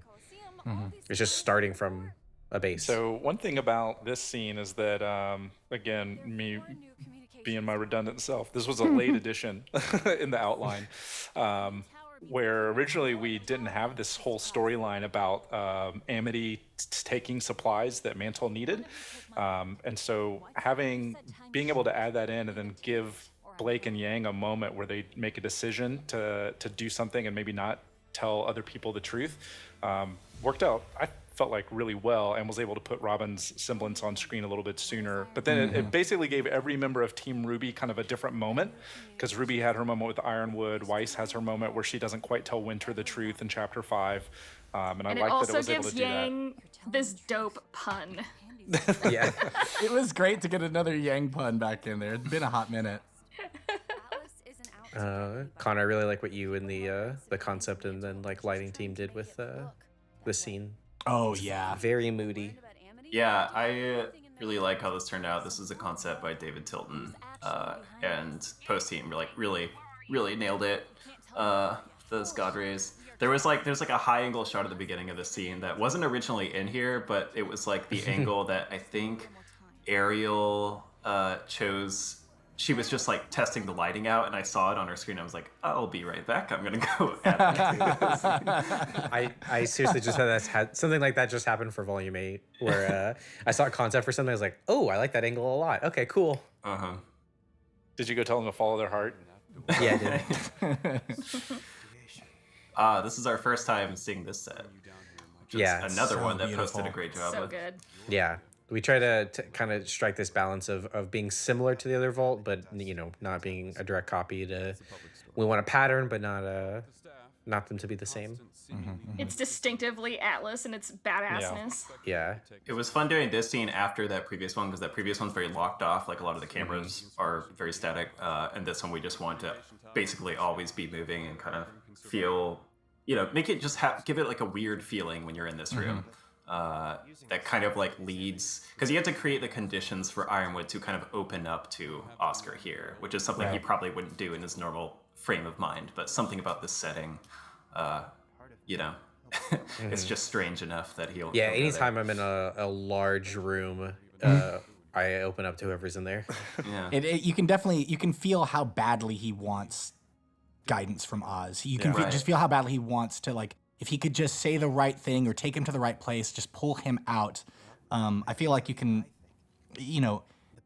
Ironwood is having this rare moment of vulnerability that, honestly, if he allowed himself to be more vulnerable more often, I feel like things would have gone very differently.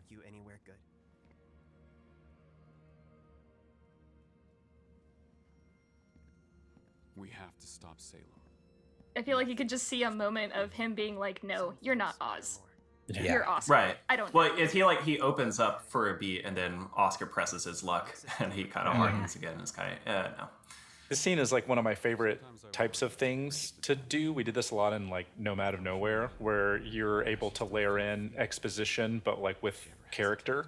And like it feels really natural for Ironwood to be giving this information that he gives kind of about the relic and about Atlas, because it's all in that like appealing to hoping Oz is there for him.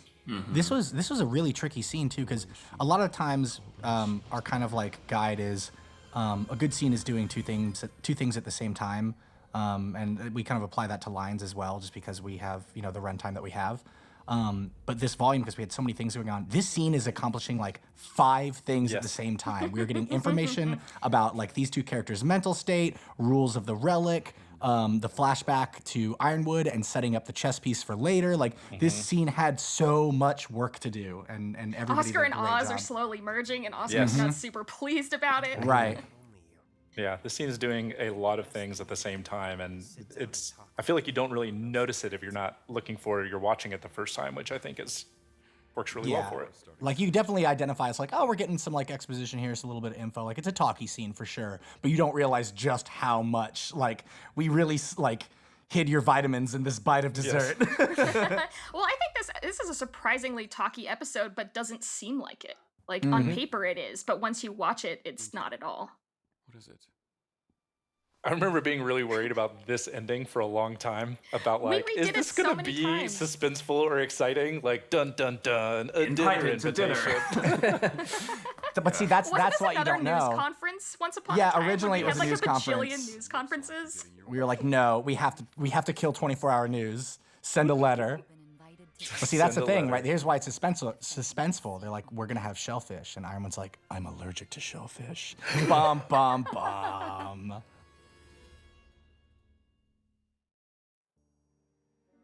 Hi, this is the Chapter 8 commentary. I'm Dustin Matthews. I directed this episode.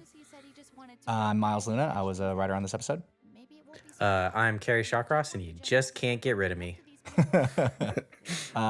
Boy howdy, I have to say, I felt bad for calling dibs on this episode like immediately because there's so many things, so many moving pieces this volume, and this is the one episode where it was like everyone's going to dinner and that's it.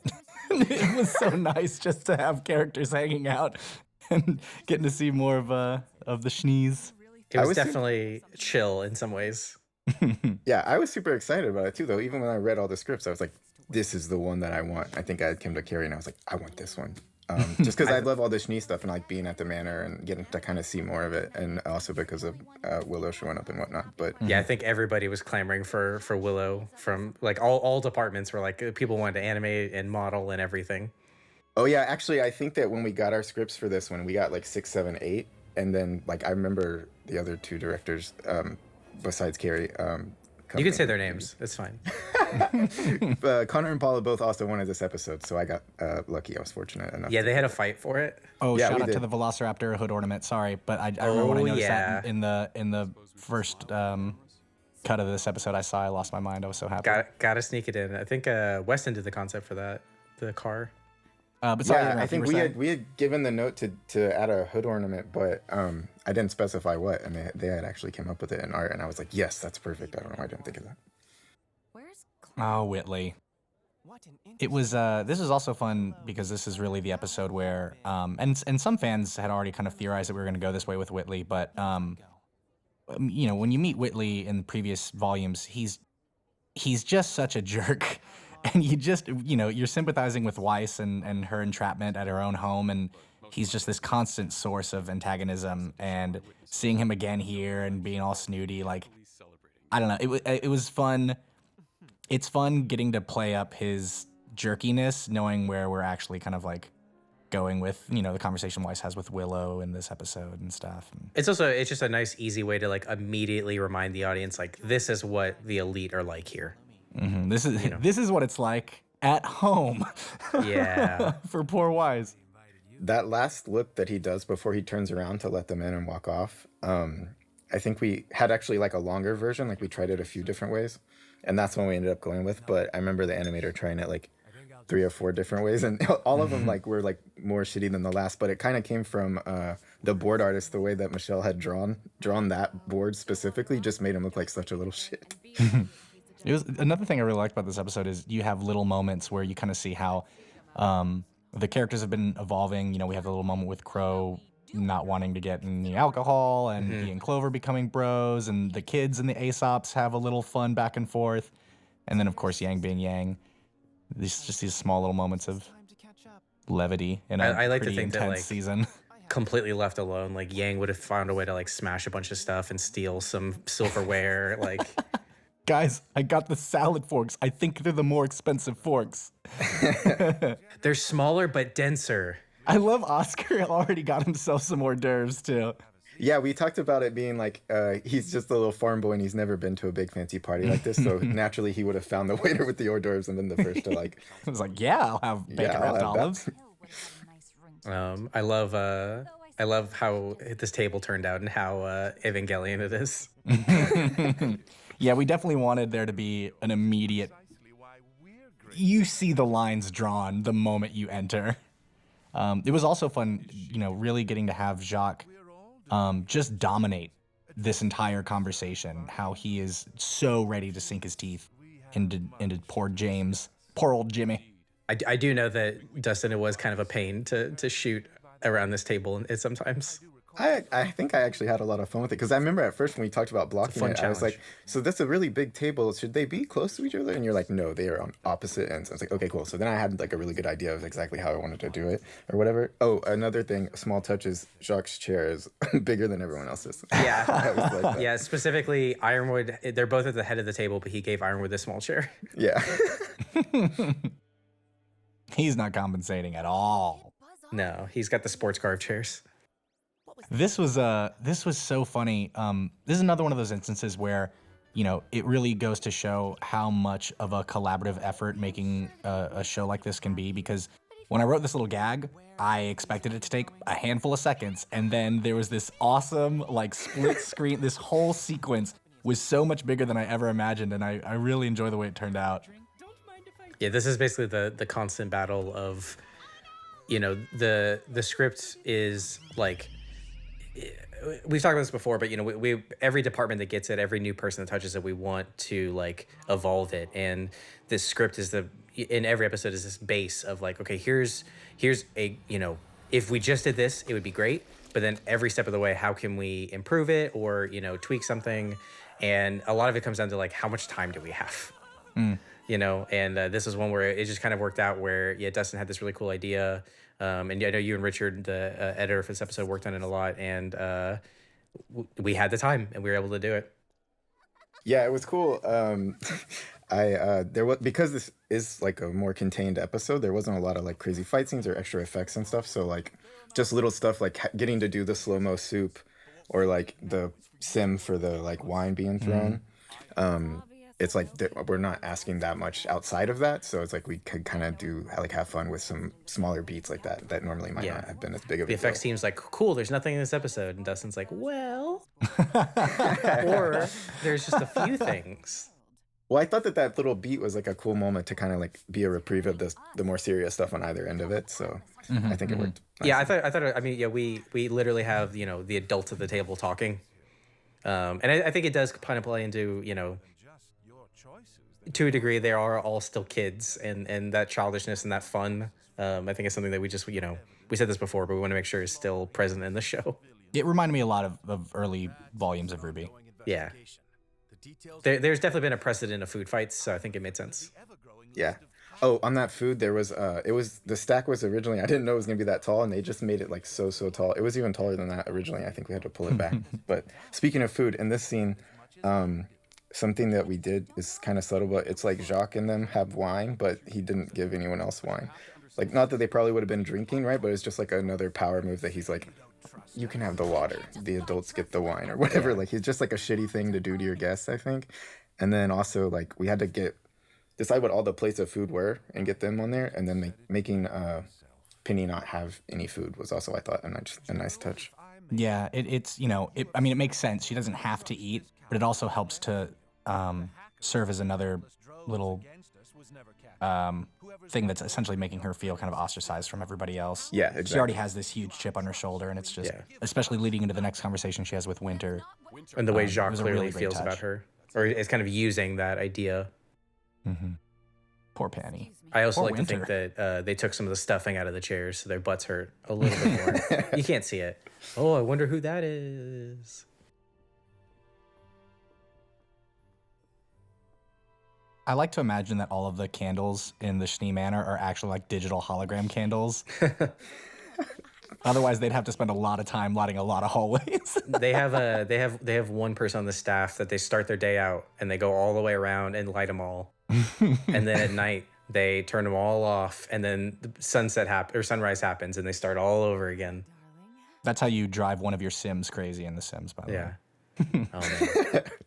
Oh, Willow. I remember she was originally, we had a conversation about whether or not to put her in the intro. Because, the anime thing a lot of times is you tease things. Like, we had Salem before she got all grimified in a previous intro. People were like, oh, who's that? What's going on? And, oh, does that mean we're going to see this? And Is that Jean's sister?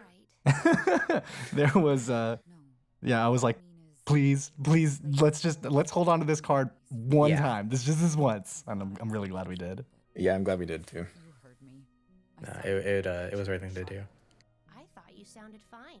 You were just I really love, in working through this season and with these characters, at the start of the volume, or when we first started planning out the volume, I don't think any of us expected Penny and Winter to have such a bond at first. But the more we started talking about it and the different paths that we wanted these characters to go on, we actually started to love it because it seemed kind of so out there. It didn't seem like your typical pairing.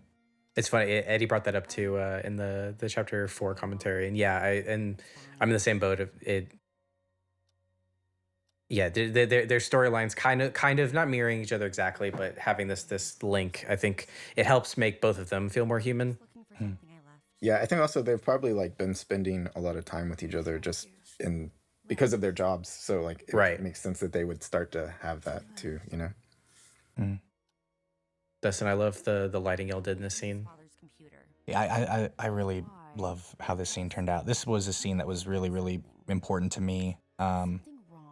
It's man, I mean, first off, like Caitlin did a phenomenal job with Willow. I still remember she sent in her audition, and we listened to it. And we basically looked at each other and said, "I wish we could just use this." Yeah, we were like, if we had to use this as the take, I'd be happy. Yeah. But there's so much going on here because obviously there's a lot of anger and bitter resentment, but there's also sorrow and regret, and probably on both sides. Obviously, one maybe larger than the other, but right. Yeah, no, I when I was maybe 13, I was in a situation where I had to help an adult with what was definitely an adult problem, and even at that age, I was like, I'm a kid and should not be having to have this discussion with you. And I just remember like how I didn't know how I should act, and that was something that I really wanted to try and get through here with Weiss. There's a moment where her temper kind of flares up, but then she also kind of acknowledges that that's inappropriate, and it's just the power dynamic in this scene is really weird and constantly fluctuating. I think it speaks a lot to Weiss's growth. Yeah. The whole team, I think, in every department really nailed it, I think, because everyone's really excited about this scene. Whitley wants nothing to do with me. Oh, and this line, she killed it. I love younger Jacques. I don't know. Every time I look at him, I think of him as the heir to the Pringles fortune. Oh, yeah. That stash. Once you pop, you can't Jacques. I love that cut, too. Yeah. Watts was so much fun this volume because he doesn't have to do a lot in order to have a huge effect on everything and everyone. Little nudges. Yeah.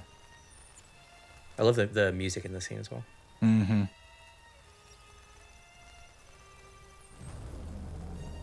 Aw, bundle up, folks. Oh, we about to get cold. Oh, I'm already cold. It was yeah, I think the music and all of this turned out really good. It was my first time like working with the music team. Well, I mean, on 4 I did it, but like doing a whole episode and like trying to figure all that out, and I think it turned out really well. Little Timmy.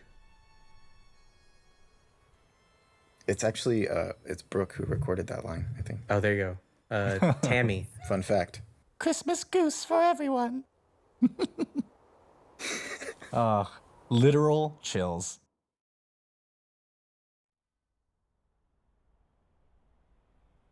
Hello, welcome back for Quarantine Commentary for Chapter 9. My name is Paula Decanini. I directed this episode. My name is Kiersey Burkhart, and I co-wrote on this episode. I'm Eddie Rivas, and I co-wrote on this episode. I'm Carrie Shawcross, and I'm your friendly neighborhood Spider-Man. Mm-hmm. I'm just gonna say something different every time. This was our first episode back after the short break, right? That was so long ago now, I'm trying to remember. But it was a short break after episode 8, and then brought us right into this one about however many weeks later. Yes? Yes. Okay. This is like a pretty major transition episode to our end game action. Yeah, this one kind of kicked us off right into the end run. Yeah, we've got kind of this juxtaposition of what I kind of imagined as this courtroom drama that's all taking place in the dining room, where first Ironwood's kind of on trial and then Jock's on trial. And then we've got everything that's going on down in Mantle, where we keep checking in and see just the escalation of things are getting worse, while they're still just kind of talking it out. Up at the top. This was a interesting challenge to kind of shoot around to try and keep the shots interesting, because we're in this location for kind of so long. But I don't know. I get a kick out of all the dramatic dialogue scenes. Robin completely carries the show for this whole scene. She keeps reminding people yep, I'm here. I'm a part of this conversation. Let's keep it moving. Yeah, until Weiss comes in and yeah. Yes. I love being able to have the truth. I mean, that was kind of one of the big things about this episode, is you have the thread of the truth is kind of always hanging in the background, and it kind of drops in different stages. You've got Robin talking about it with her semblance, and then later you've got Ozpin kind of confessing some things, and I just really liked using that and having that kind of as a lurking threat over this scene too. Oh, and it's also so vindicating. Yeah. So satisfying for Weiss to finally get her moment. I think I had to fight a little bit for Weiss's arrest, but it was worth it. Oh yeah, I really enjoyed that moment. It's this very empowering moment, but then she checks herself oh wait, can I do that? She's only been a huntress for a couple weeks. She's like, can I arrest somebody? Paul, I want to give a shout out to you, the storyboard team, and the camera team for having not only after all of chapter 8 happening in this room, but then having a huge chunk in this, and also showing a continuation of a scene that happened earlier, but making it look interesting. I know it was a challenge, but I thought you did a great job, and the whole team. I love that Ironwood pace around the table. Oh yeah, and I love everyone's reactions. Yeah, we had a fun putting subtle indicators of how everyone was taking this big reveal. Jock trying to play it I just said that in jest, Sarcasm. And then tries to run like a carrot. Yes, girl. Who was it that had the idea to put the guard there? Oh gosh, I feel bad now because Just that assume was it's not my me. idea, but I thought it was a brilliant idea. Paul, if it's a good idea, it was probably it's a mine. good idea. Carrie wants. Yeah, Carrie wants the credit. You can just chalk that up. To Yes, him. here they are again. Here's Mantle. Our Yeah. two people that represent Mantle. Yeah, what was fun about this one was also I remember when we were outlining the sequence of events to get kind of Mantle falling apart, and when it fell apart was always a really huge challenge. And I really liked the way it ended up coming together. I got really excited when I watched the first storyboards of this, of okay, this is hitting the way that we were hoping it would, at least at that stage, because we struggled for a long time about exactly when all this stuff went down. We went back and forth, you and I in particular, we went back and forth for a really long time. Okay, I made this change. I'm sending it back to you. Okay, that looks really good. I'm going to make this other tweak to it, send it back. It was really collaborative. I think this was one of our most collaborative projects. Yeah, probably. Yeah, we were kicking this one around a lot, each taking passes at the scenes and reordering. I think this is one where we were specifically reordering each other's work, and then ended up getting to this place. It was really nice. One kind of planning ahead thing that we had to do was, we knew after the end of chapter 8 the heat was going to go off. So we put a lot of work into earlier chapters, making it really clear, like, okay, this orange glow is the heat. It's not the power, it's a separate thing. This is what the city looks like normally. And then, so that way in this episode, we could capture this, now like almost naked feeling, empty, there's still lights, there's still power, but it's missing this like warm orange glow that made the city feel, lived in, and just like so much more, I felt like empty and scary, honestly. Yeah. Like it's like they just realized how fragile it all was. Yeah. Living out in the middle of a tundra. Yeah. There's only one thing keeping you alive, and it's the heat and the baseboards. When It's you the color lose that- orange. Yeah. God, his delivery right there of the "it's been blocked off" always kills me for some reason. It's so pathetic. I love that voice actor so much. He ad-libbed a few things and like sounds like when he tried to cowardly run away. He always gives us so much to work with.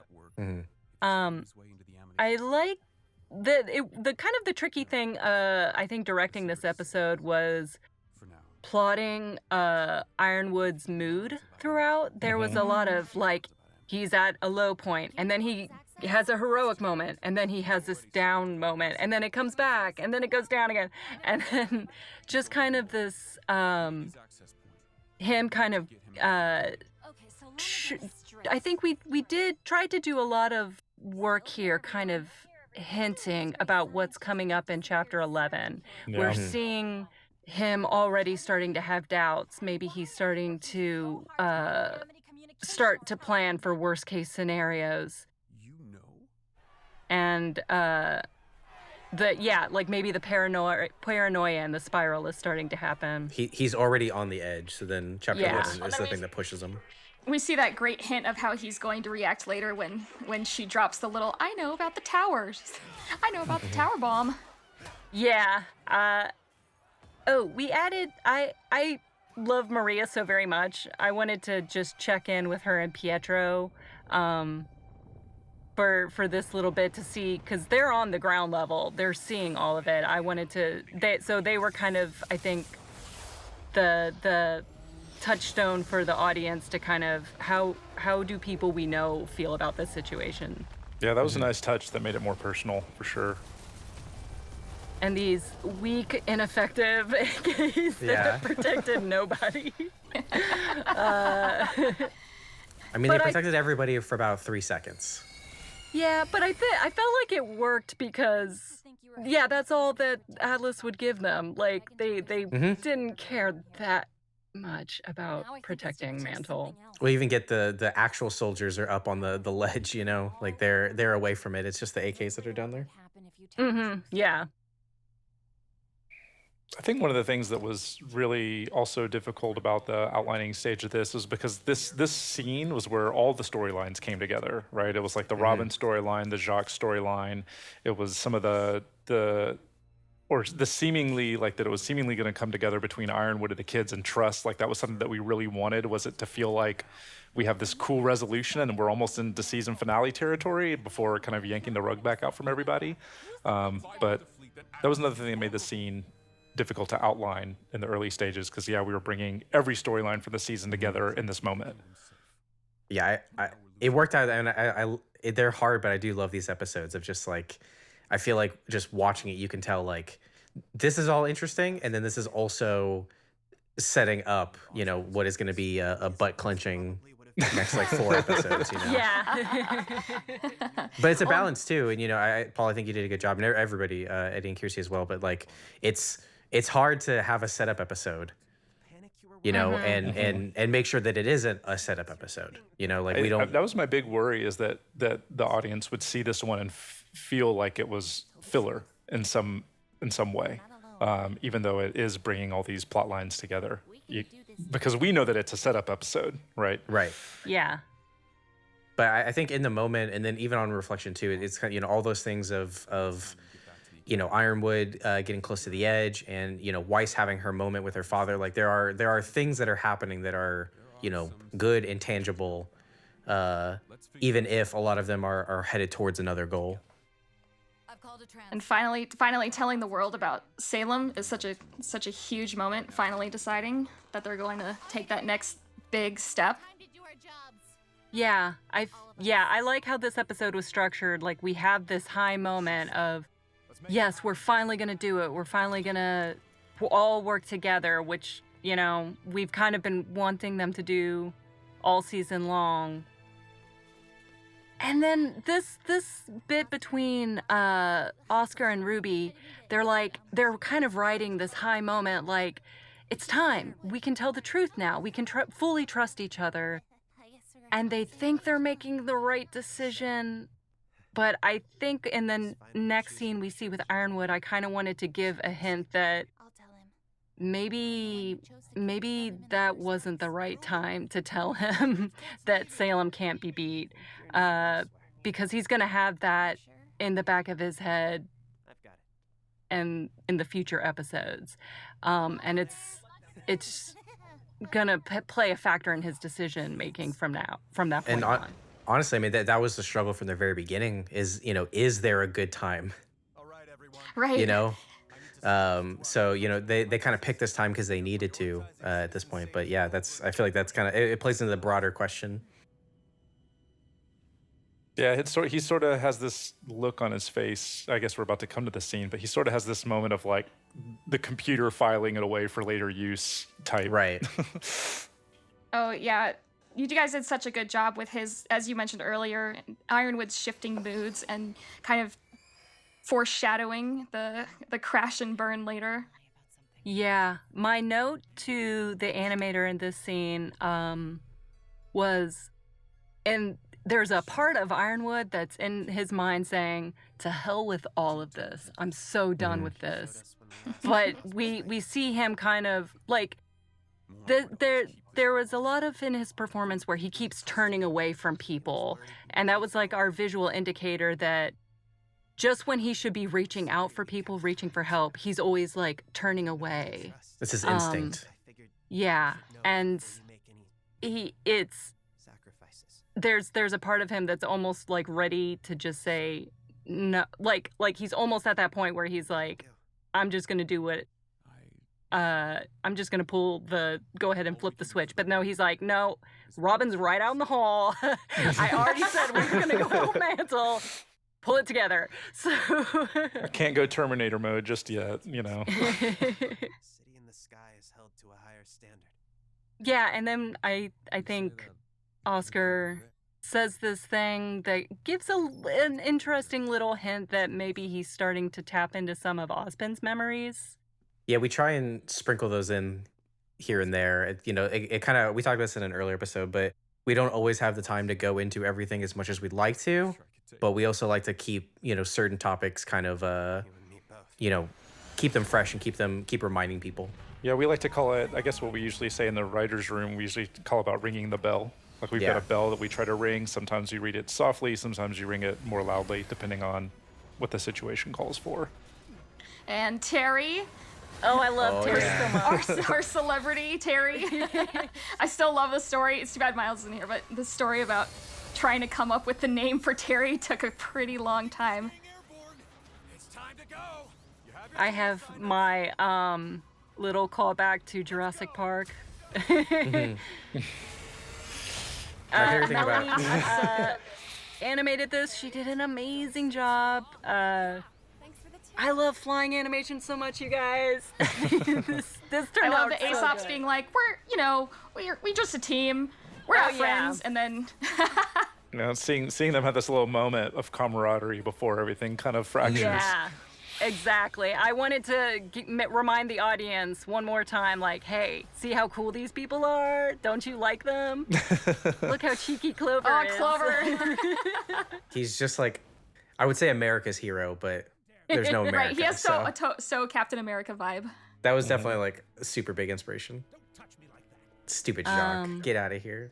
Just a quick note on some of this Neo stuff that we're about to get to. We struggled for a really long time figuring out where to put this scene. Like, we knew that we were going to have the Neo reveal and when we were going to bring Cinder back, but we struggled for a really long time about exactly which episode to get that moment, and I like where it ended up. I love that little skip.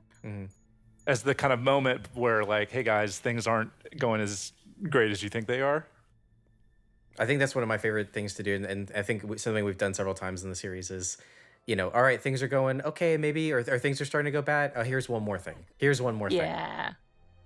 This is definitely the beginning of the rug being pulled. Yeah. You think, oh, maybe Ironwood's gonna take this really horrible news. Okay, like he seems like he might be all right. Uh-oh.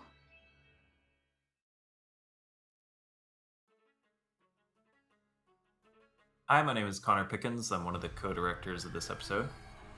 Hi, I'm Dustin Matthews. I'm the other co-director. Hi, I'm Kiersey Burkhart, and I wrote this episode, I guess, some of it. Hi, I'm Carrie, and I co-wrote a little bit, but I mainly just edited a little bit. Kirsty did most of it. This one was really collaborative, though, because it was so hard to get right. Yeah, this seemed complex from a look. Yeah, I think we was started a from lot. scratch multiple times. Speaking of complex, Oh yeah, that first shot that we just watched. It's funny because I was worried we weren't going to be able to talk about it, but it's actually so long that even with all of our introductions, it was still playing. yep. That's a shot that I think everybody wanted to kill me for, but it turned out great. No. Turned out great. It really, I feel like grounds us in like the chaos of this battle. It does. I definitely think it was It does. justified. It was still difficult, but we figured out how to do it. That's what Yeah, we it do was as a like team. animated in several different files, but they found some good points to stitch it together. Like whenever there's like an explosion in the foreground, that hides a cut. I love that little Ursa that just got stomped, by the way. Yeah. It's like one of my favorite parts of this episode. You guys did such an amazing job handling the nonstop chaos in this, and so many people. I think that was kind of like a good reason to have that intro shot be kind of like this one long tank, is it kind of it upped the anxiety and the tension of everything and made you like you already knew, okay, this is intense. Yeah, there was also some element of like, we felt like if we showed a lot in that first shot, then we didn't have to quite saturate the background as Yeah. much as we would otherwise. Like I think there's like extra fires in there and just, Right, you can grim kind of craziness, assume that but- the crowds are in another spot, and our huntsmen and huntresses are on the front line. Yeah. Yeah, and I mean the crowds team did a great job of filling up the skies too in a lot of these shots. This little bit right here is kind of setting up for chapter 12 with their little battle. We tried to, we showed the knight kind of almost hitting him and seeing him recognize his power, at least. There's so many dream teams in this episode. I just like really love that group in particular. Yeah. Well, and honestly, like going back to the script stuff, it's like that was like really the cause of, extra like editing or rewrites. It's just that like there was so many things we wanted to do in this episode. And that honestly goes all the way through directing too. When y'all got your hands on it, it was, hey, can we add this? Can we add this? And it's like, well, we can add as much as we can, but we have to, we can't go over. Yeah, we but also, that's like- it really just came into how do we get as many cool moments as we can in this one episode. I don't know if this is what you were about to talk about, Dustin, but like this was one of the most editing intensive episodes. Yeah. Like I feel like it took us the longest to actually get the edit where we want it to be. And part of that was just runtime, but part of it was just like sorting out the flow of this speech and like what visuals we were seeing at any given time because there were so many threads. I can't imagine how complicated it was to get the action going alongside the speech and making sure that neither of them was getting lost. Well, a lot of it was finding like what would be the most resonant, along with what Iron was talking about. Like, there's kind of a part, I think we'll see it in a bit, where he talks about how the enemies of Atlas have like infiltrated the kingdom, and it was this part. We were debating whether we should see Tyrion and Watts first or Cinder and Neo, and we decided Cinder and Neo because like they hear that and at first they think like, oh, our cover was blown. He knows about us, but then he names Watts and Tyrion like by name, and they realize, oh, we're not alone here, and that kind of like accelerates their timeline. Yes. Yeah, and I do think that's kind of like a constant balance in a lot of these episodes is, if we're trying to fit in more than we think we might have runtime for, it's how can we overlap some things? So, but making sure that, we can't ask you to watch and listen to two different things and comprehend everything. So how do we get them to even like line up? So maybe they're just reinforcing each other, or just have little breather moments so you can like kind of let one thing take over and then go back to the next. That's what I really liked about the final version of this was Ironwood's big moments I feel like really got to have their time in the sun. Like this is such a huge moment for the series as a whole, finally telling the world about Salem. Yeah, and it really, I'm sure we'll talk about this in chapter 11, but this really was this moment of like Ironwood is doing the right thing, and obviously that's gonna come crashing down in a little bit here, but I think it was so important to us that like he's genuine right here. He really is trying to do everything right. Yeah, we kind of get a glimpse of like how this whole thing could have turned out in that scene, right? He actually follows his good impulse for a moment, and then of course it doesn't last very long. But More chaos than a grim invasion. If anyone on Remnant could deliver, How clammy do you think Ironwood and Robin's hands were? I thought about that same thing. Like, do you think they're both like, Yeah, we always have these like, because we watch these episodes hundreds of times while we're making them, and I have the tendency, and I'm sure everybody loves it, I make like the same joke over and over again. oh yeah, I think we all made the same joke with that. Yeah, the first time you see them, the cut to we have big news, we're getting married. Your mother and I have something to tell you. You're gonna have a Still brother. funny. I need. Then we get what we want. It was cool to see some Atlas High Life apartments. Oh yeah. Also, this is like one of the scenes where we did the 3D matte production stuff for the first time. Yeah, we were trying out a lot in this season. Weston, I think, did this one. Yeah. Weston Jones. that was, oh man, that was done so well. Neo's transformation in this season. Whew. Yeah, it's pretty. It's always fun when we I have this term that I use a lot is whenever we go back to old effects. Sometimes there are effects that it was the best we could do at the time, and boy, we'd love to do something completely different maybe. And then there's a lot of times it's I ask for like the 1.5 version where it can look about the same, but I'm sure we can make it look a lot better now that we have like a dedicated team and it's not just me trying to figure something out. And that was definitely one of those where they like went above and beyond and made it like really cool. We get the weapon introduction here, the first time we see it used as the rocket launcher. We knew all along that she had this bazooka and then just never got the time that we needed to show it. And then here it was like, yes, bring out the bazooka. It's so cool. I love her weapon. All right, we just need to get everyone to the closest air pad. And Dustin, this is your big sequence of the episode. This is so cool. Yeah, I think this my earlier 2 chapters this season didn't have any fights, and this is like my first big one. So it was a whole thing. I think we kept. It turned out great. I think it turned out great. Connor and I kept trying to like mess with the scale of the elephants because we still wanted his, or I shouldn't call them elephants, but You're fine.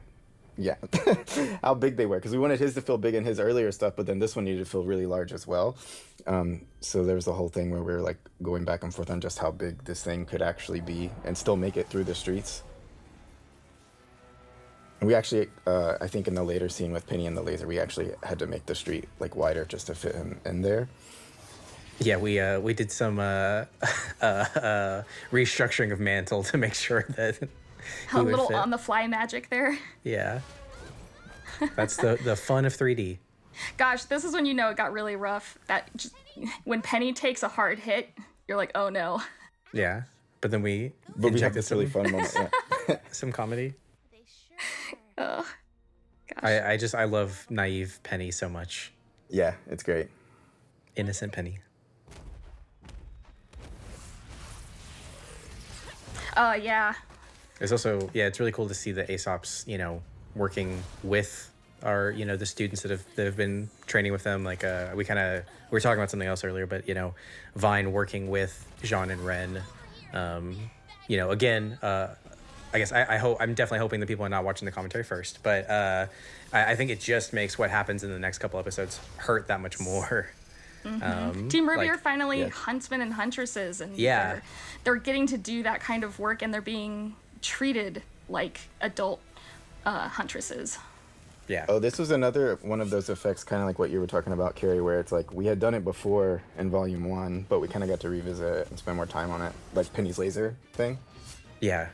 Now that we have an so actual dedicated effects team. Yeah. Yeah.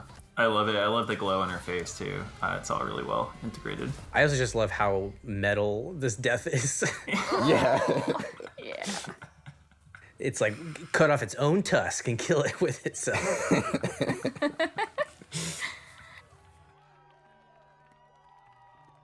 Oh, so hopeful.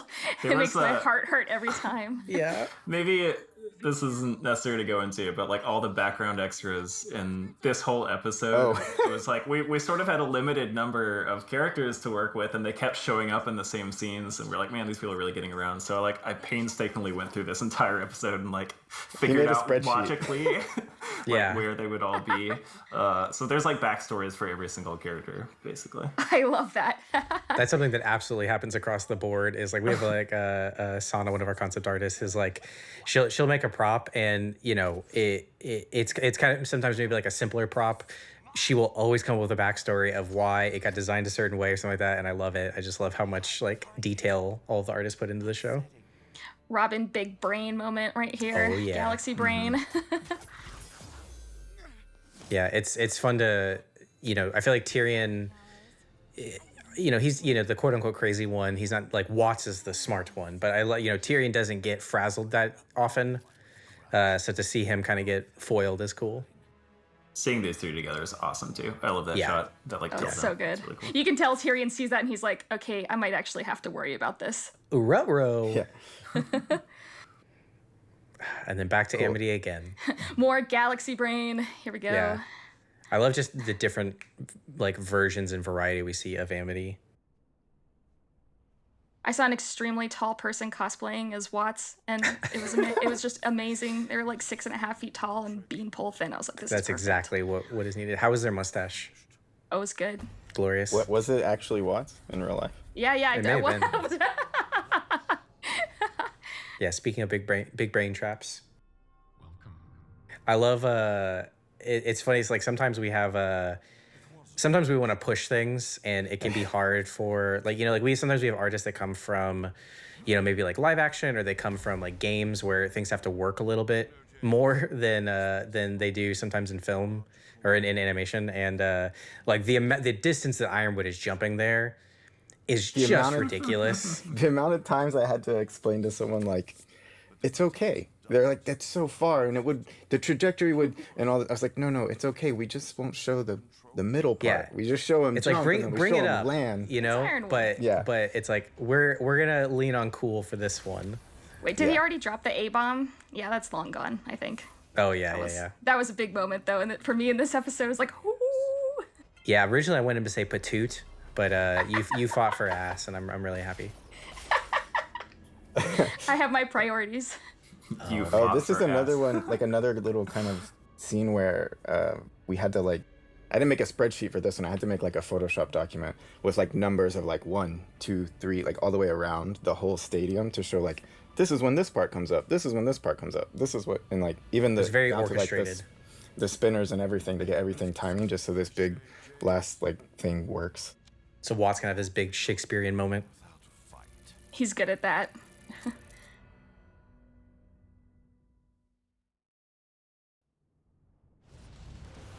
Hello, and welcome to the Chapter 11 Quarantine Commentary. I am Carrie Shawcross. I was one of the co-writers and co-directors on this episode. I'm Paula Decanini. I also directed on this episode. My name's Miles Luna. I was one of the writers on this episode. I am very happy with how this fight came out.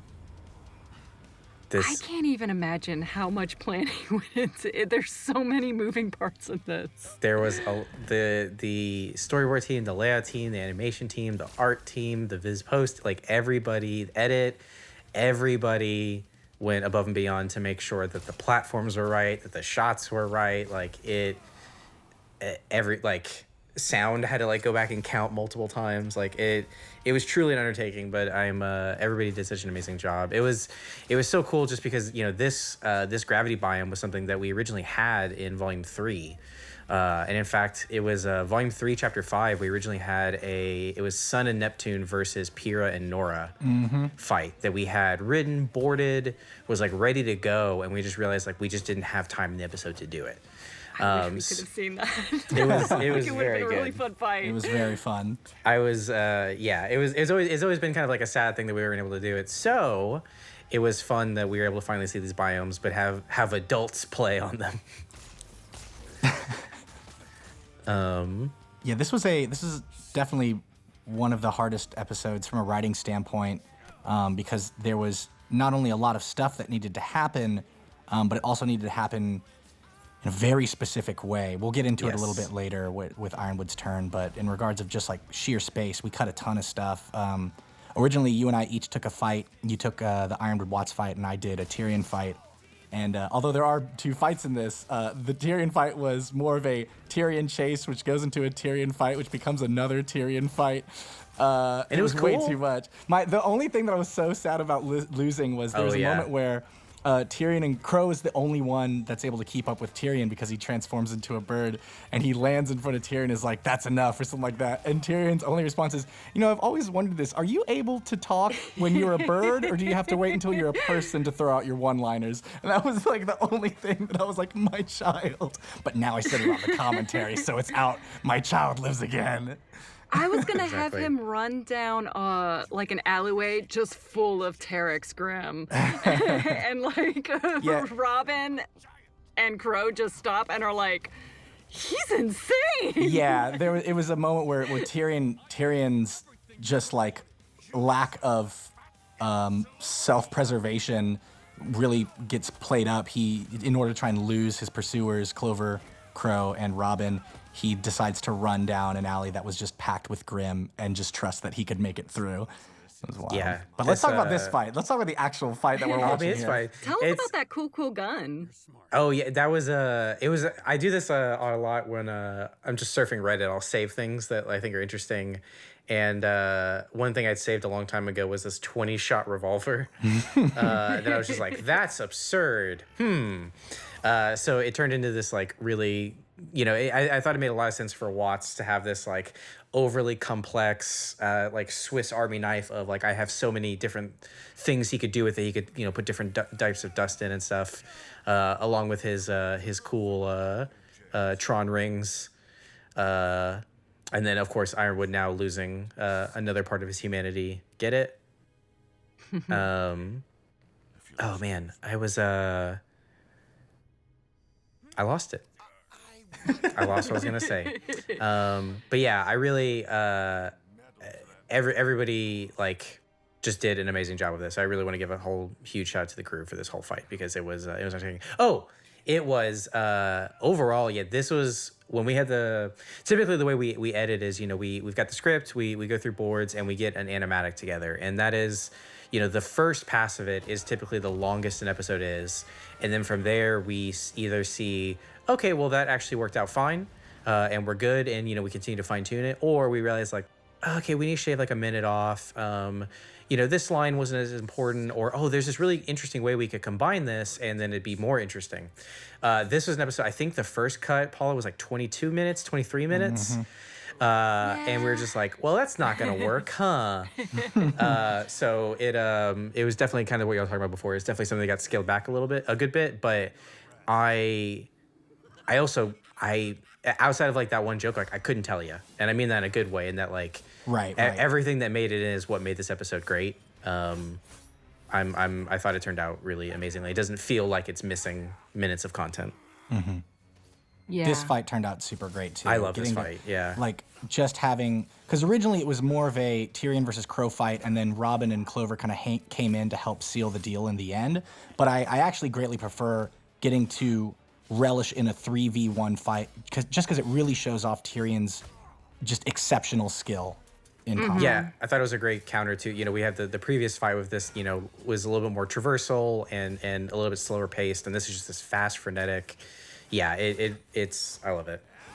This is a little bit of a callback to the first Crow Tyrion fight. Mm-hmm. So when I talked to the animators about it, I was like, all the things Rwby did to kind of try and help Crow, like she tries to use her sniper, she tries to like act as like hand-to-hand backup for him, but she's not quite effective with it.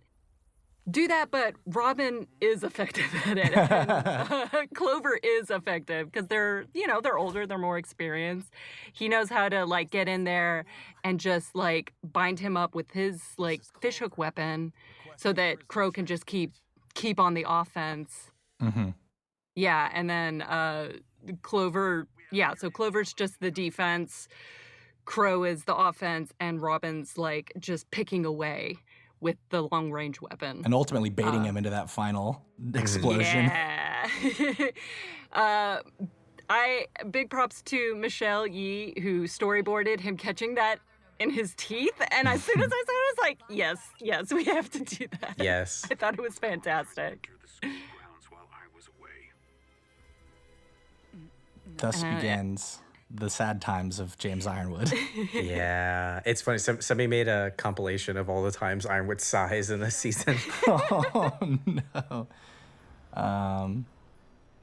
Yeah, this was another section that we kind of had to trim back, but it ended up working fine. There was a little more like discussion of like, oh, where's Oscar? Like there was a whole bit where like the Aesops and Rwby and Juniper all land, and then someone delivers a handwritten note saying that they've been compromised, and like there was a lot of confusion as to why he wouldn't just send something via scroll and like all this other stuff that was cool, but like gosh, it just was just too much. And fortunately, with some clever editing, we were able to get this transition without having to bring in a lot of re-recording and whatnot. So that was a really great job by the whole team.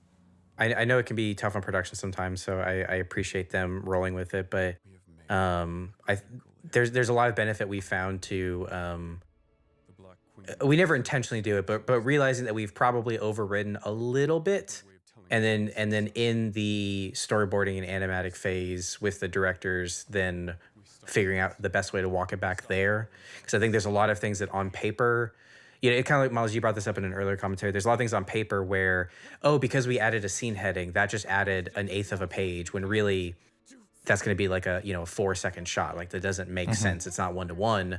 And other times where maybe we don't know how it's going to turn out yet, and we need to get into the booth, and production allowing us to do that really lets us, it lets us give it a shot and see, and really like mold the best thing versus having to try and commit to a script that is just, can't move at all. Right. Really, everything else in this episode just needed to work to support this scene. This was a scene that we knew, like, sometimes dramatic moments, they need more time to breathe. You need to just linger and have space where no one is saying anything, and you're just exchanging looks or focusing on a particular thing or letting a line hang.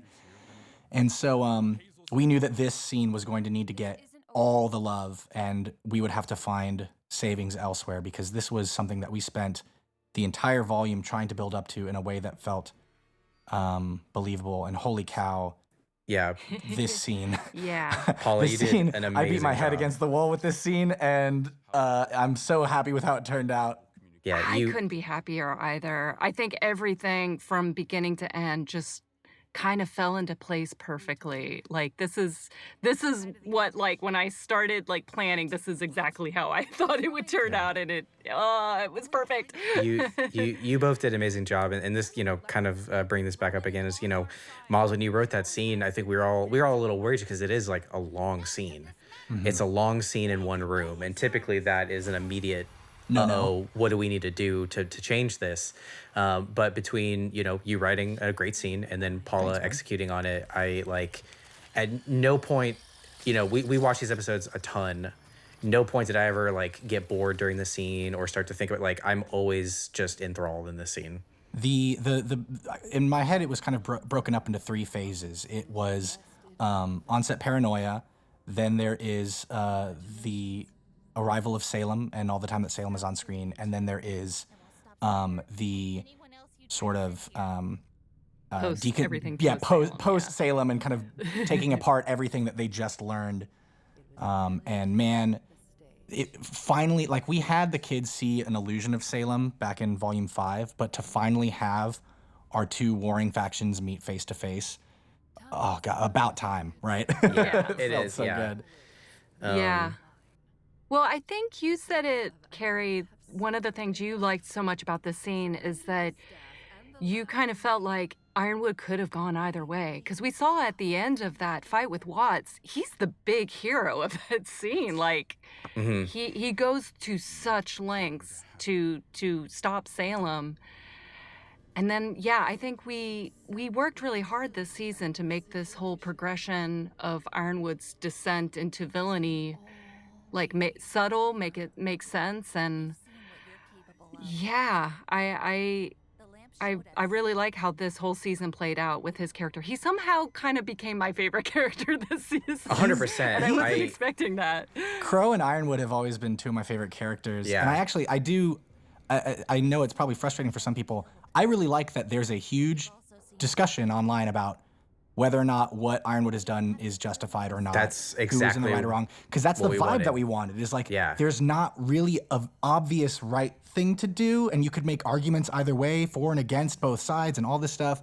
I think something for me that it's a little thing about this scene, but in this scene, I feel like Salem kind of makes it personal for Ironwood. And he feels as though like he has to be the one to come up with the solution. And obviously there's a bunch of other things on his mind. But that's one thing that I haven't seen people talk about a lot is I feel that moment when they are just like face to face. But I It feel almost like- becomes personal in a small way. I think that's just another thing that helps tip the scale. No, I totally picked up on that because I think we've given little subtle nods throughout this season that Ironwood definitely has an ego. And it's like she knew if I play to his ego, like, because I feel like that's where this turn kind of happens. When, like, he's kind of got angry with Blake, it was more about we have this big problem, but no, he wants to talk about personal loyalty instead. It's like I feel like the other just kind of like overall, episode or season level thing is just like we this scene shows everything Tyrion and Watts did worked, and all Salem had to kind of do was just come in and just kind of like push the final button. Yeah, Cinder's like, we knew that because this was another one of those seasons where we at first really wanted some more Cinder and Neo, but then found that we just weren't, something had to go. And so then we were like, okay, well, if Cinder and Neo are going to have to take in regards to like screen time, backseat to other members of the cast, what do we do? And we were like, okay, well, if they're going to be gone for a long time, they need to be absolutely instrumental in the collapse of Atlas in some way, shape, or form. Or sorry, the collapse of Ironwood.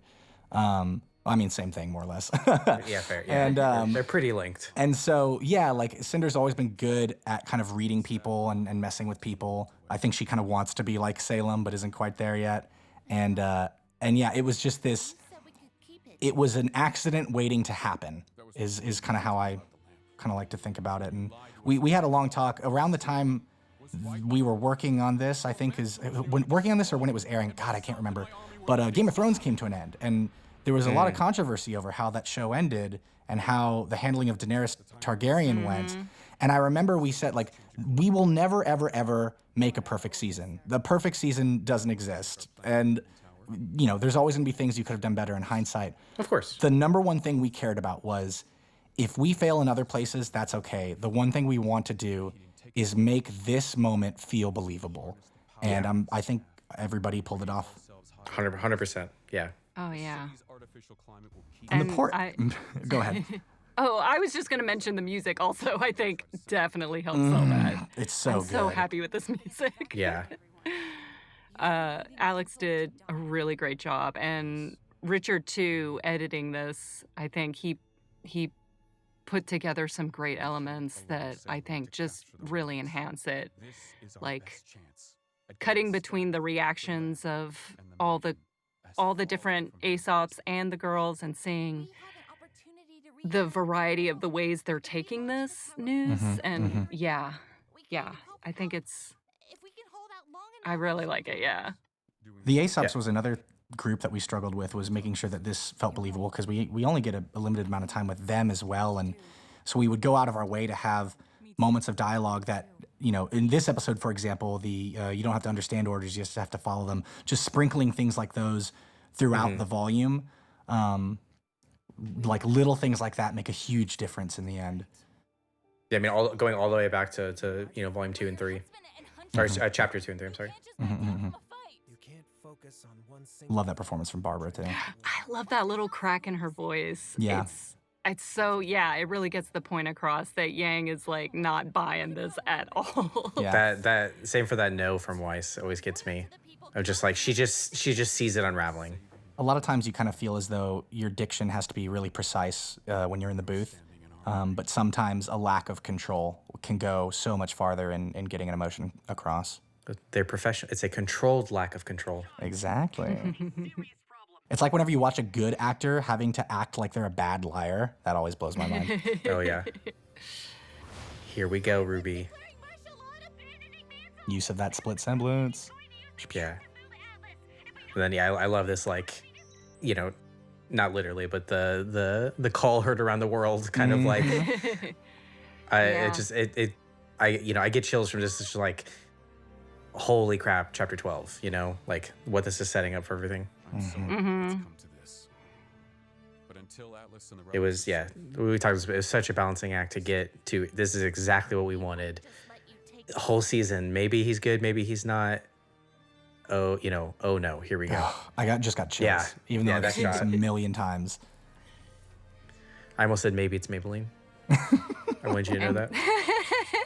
And then we did that thing where like, oh no, things are really bad. Oh wait, it's How worse. could, how could they possibly get any worse? What's the news, Banana Head? Yeah. Oh no. We lost the boy.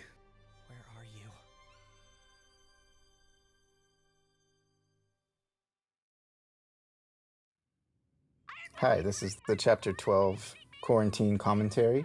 I'm Dustin Matthews. I'm one of the co-directors of this episode. And I'm Connor Pickens. I'm the other co-director of this episode. This is Kiersey Burkhart, and I co-wrote this episode. This is Eddie Rivas, and I also co-wrote this episode. And this is Carrie Shawcross, I don't know if I'm ready for this, y'all. This is a big one. Well, one of the things that I feel like we talked about this a little bit in the Chapter 9 commentary, but from the very beginning of our outline stages, we really wanted to have that kind of false sense of resolution coming, and then to just kind of like throw everyone's hopes against the wall. And this Blow it episode, up. I feel like it's like all the fallout of it. So it's definitely intense. And everyone is, I mean, you can see right away, Robin's hot-headedness is just like, everyone's operating on totally incomplete information. They got a 10-second call from Rwby, and there's no way to ask questions or get clarifications. So everyone's just doing the first thing they think of doing. Which, yeah, isn't always the best idea necessarily, but it is the first thing that came to them, which I think, you know, plays into the franticness of this moment. Also, Dustin, shout out to you and the team for doing a fight scene in such a small location. Ship. Yeah, that's what I was going to. Especially Clover, like his weapon, when it's fully extended, is so long, and that space It's is longer actually, than the ship, probably. it's really, really small. So there's a lot of really like wide lenses and stuff. It turned out great. And it's a very like high energy. Shout out to this. That's the hat. best one. The captain's Yeah, Yeah. that's my biggest contribution to this this whole season was getting us to wear the pilot's hat. Every time I imagine that pilot, I imagine like the gif of Jesse Pinkman from Breaking Bad drinking the water while while everyone's arguing. Yeah. It's funny how many like conversations or slacks I get from all the other episode directors that start with, "Hey, I have an idea. What do you think?" And then it like that was one of them was like, "Hey, yeah, I kind of really want him to wear that hat." And I was like, "Yeah, let's do Like, would it." that be too much? And then yeah, Kira was just like, yeah, let's do it. Tyrion is definitely one of the most fun characters to write for. In terms of divvying up kind of like the way we handled the writing of this, we each kind of handled different storylines and then would swap and give notes and punch stuff up. I generally, for this episode, handled the Penny Winter scenes and the Aesop's Rwby stuff. And then Kiersey was running with the other half of it. And then, yeah, we would swap and make adjustments to each other's work. Which in That's general is pretty kinda how- similar to the way y'all divvied it up, right, Dustin, Connor? Yeah, that's pretty much what we did. Yeah, I did all the Penny Winter stuff and the Aesops and the kids, and then Dustin, yeah, Crow did and the other stuff. yeah. This This fight is is so something we went back fantastic. and forth on a lot, but I'm glad we did. It was basically, you know, changing the lighting. And in this whole area so that we could, I mean, one, have like a very tangible, real difference between the the mood of the season, but also just help with keeping track of where everybody is too was a really important thing because it's a very separated fight. Yeah, and there was some debate about whether it would just be in Ironwood's office or if it would be like this whole floor. And we ended up doing the whole floor, and I'm glad we did because it keeps it looking unified. Yeah, this fight was really fun. I mean, it was like figuring out what the fundamental dynamics of each of these kind of pairings is, and like how best to accentuate it. Like theirs is basically a speed trial, so they're just kind of like darting in and out of areas, and there's not as much actual fighting. Whereas with Elm and Yang and Blake and Vine, it's a lot more like kind of playing off each other's frustrations. Like they know Elm is hot-headed and they can kind of exploit that. Well, and I like how they're a little bit like mirrors of each other. Each of these teams have similar strengths and weaknesses, and one of those teams is dealing with them a little bit better. One thing that kind of went into the planning of this whole fight too was definitely something that I learned from Volume 5 was, when we have these large fights, just having everybody in one giant room is just never gonna be good. You want to try and show the chaos, but you also need to make sure that we're not asking the animation team and all the teams really to do 3 fights simultaneously where the characters in the background fighting, mid-ground, foreground. So we first see all of these sets in chapter 2, but a lot of them were designed in a way so that we could make this fight all the way down here in chapter 12 work as well. So we were able to think ahead on that a little bit and try and sort that out. I do want to say before we move on from that scene that one of the things that excited me about this episode was I'm such a big Weiss stan, so being able to have Weiss do a little bit in a fight was very exciting. Yeah, her stuff is some of my favorite from that fight too. It's like we were talking about in the chapter 10 commentary that the knight made its first appearance there, so it could have a reprise in this episode with Marrow. Right, and when it shows Poor up there, boy. we see Marrow knows exactly how powerful it can be. Yeah. Yep. Knows what the stakes are for him.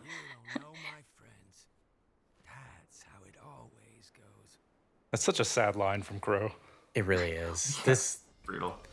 I every step of the process, I was pretty much tearing up throughout all of these scenes, like from the first time reading the scripts to then like seeing it on screen, even just in storyboard and animation form before it was all polished. It's just there are a lot of emotions going on. Side note, I have to say, I really appreciated that this got through. Oh yeah. I really too. wanted it. Every time we watched it, like in dailies or anything, there would be like an audible, like somebody would be like, oh, because it just has like the grossest sound, and then you see it like hanging whenever he pulls it up, and it's like bruised and stuff. I don't think we ever got desensitized to it. No. I was a jerk about it. Scott really hated listening to it, so I'd play it multiple times in a row for him. This was a really pivotal moment, kind of when we were outlining and when we were writing this moment of having this kind of 3-way battle with kind of competing loyalties and different objectives. And you can see that Clover, he just really has no idea what he's up against with Tyrion. Like, he sees Crow as the big threat, and that is clearly a mistake. Well, and Tyrion is, Dustin, I know you and I worked in this a lot, is making sure it came through, like, Tyrion is manipulating them as they go, and really he's trying to give Crow the option, like, hey, I can help you. Yeah, and kind of the way we saw Clover through a lot of this was that he's going to ride that soldier line as much as he can, and as far as he's concerned, both of these guys are on the wrong side of the law. Yeah, we talked about this in an earlier chapter, but I mean, Captain America is undoubtedly a big reference and an inspiration for him, and it reminds me a lot of several arcs that he's gone through where he had to fight somebody that he didn't want to, but he just didn't agree with, and so he kind of felt like he had to. I'm such a big fan of the choreography in this sequence right here. I love this moment of Blake and Yang working together. Mm-hmm. Yeah, we're trying to find opportunities to, again, we were talking about spreading out the space earlier, and this was another one. Getting Vine up into that kind of upper eaves of that chamber was just like a great way to play with like rock throwing, and obviously giving him a great distance to fall in a second. The fact that he has 30-foot arms. I love that shot so much. Yeah, this shot is like one of my favorites in the whole volume.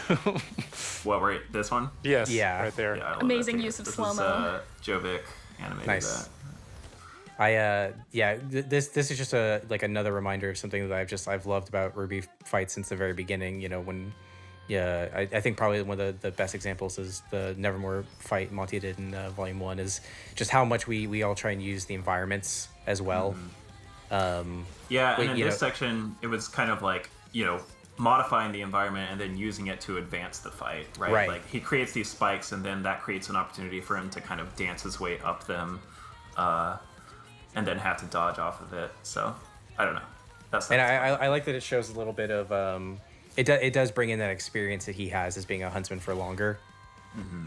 He's willing to do a little bit more, and then Yang kind of takes that to the next level. The music in this scene is so good. It was just perfect. Yeah. Jeff had this crazy idea. He's like, what if we had 4 vocalists? And I was like, Hell yeah. Awesome. It's actually one of them is I'm sorry I don't remember all the names, but one of them is Dawn Bennett, who voices Elm. Elms, yeah. But all of them did an amazing job, and it really it brought this song to a whole nother level. I love this whole last segment where she's fighting with her hands cuffed. It really showcases her incredible skill. Yeah, and just showing her emotions getting the better of her too at the end there. Like, we get a little bit of teamwork with Weiss and Rwby. She's so blindly focused on Rwby that she can't even clock Weiss has entered the room. I also want to say just credit for everyone putting that together, because there's a lot of tough things to walk in that sequence to make it believable that Team Rwby could like pull this out because of the Aesop's being divided, but then also to not make it look like they just totally rolled over them. And I feel like it walks those lines pretty well. Yeah, I think that was something that was really important, even from the outlining phase. Is like, they can't just stomp on them. And I think that's where that first initial idea came in, is like, well, let's use the same restraints that they used against them. Right, and they just and showcase their teamwork. These 4 have worked together for so long and have an emotional connection with each other that allows them to anticipate each other's moves in a really powerful way. Well, and then Clover's semblance is basically a cheat code. You know what I mean? Right. Like having him there and then not having him there makes a really huge difference for them too. Oh, dirty Oscar. I love all of these Penny Winter scenes. Like, they're 2 sides of the same coin here, and each of them is struggling with this decision in a different way. Yeah, it was fun to kind of pay back some of the stuff we did in chapter 5 too, and show the paintings and kind of see her like meditating on like the human cost of this decision. She's looking at like all the kind of evidence of this life that was lived in this chamber. I feel like when editing this episode, it was another one where it was a little bit on the longer side, and we had to trim it down a little bit. It's such a hard decision in general of, that moment was definitely longer than it could have been. It could have been shortened, or it could have been truncated, but that would have taken away a lot. So it's always tough when you need to make an episode shorter, but you need to leave in these longer moments, because if not, they're not going to hit the right way. This moment of Cinder coming down the hallway is one of the very earliest like conceptions of this scene. When we were first talking about different ways that we could shake things out and like have interesting matchups, we talked about a 3-way fight between these 3 characters, and like one of the very first images we had talked about was Cinder like laying waste to like this kind of medical wing. So it's cool to see it. Very rarely do like initial ideas like that make it all the way to the end, Right. Or they've usually mutated a ton, but this one, it was pretty much spot on of like, we want this matchup. I think this one too, though. This was actually a pretty early concept that I know that from the outset, Carrie, you and Miles really wanted to have a Crow versus Tyrion reprise.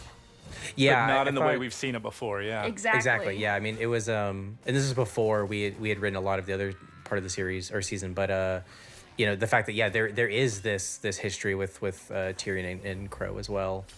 that was going to play into it. It was, you know, we want to do a part 2 that wasn't just a part 2.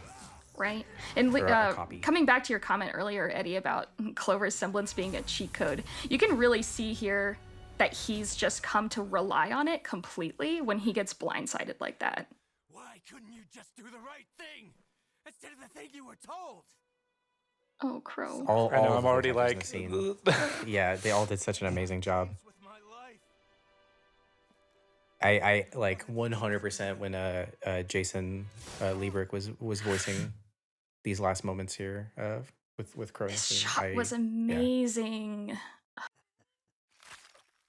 I didn't get to sit in the booth for too many audio things, but I was there for this one.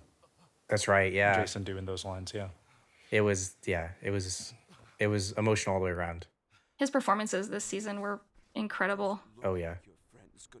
Yeah, this was tough across the board. I think it was, you know, this moment was something that we wanted to do for the story, we wanted to do for Crow. But I also think, you know, and this goes back all the way to some Volume 3 things, you know, with Pyrrha, it's like, it's what we want to do for the story, but it was really tough. Yeah, you get there and it's like, are we actually doing this? Yeah. I know. Because I love Clover. Well, that's what makes him such a great character, is he is so lovable, and Yeah. I think it was such a weird experience for Crow to meet someone who actually is genuinely like a good person. And it makes it harder when he makes the wrong decision. Yeah. I think. And yeah, the way Dustin you shot this and the lighting team, like everything about this moment, it was really tough, but I also think that it makes it hit, you know, just right, and it increases. I'm so glad we did it at regret here for sunrise. Crow too, you know. Yeah. I got to give Connor props for he actually had helped me rework this moment like early on because we had tried it a bunch of different ways. Yeah, it turned out really well.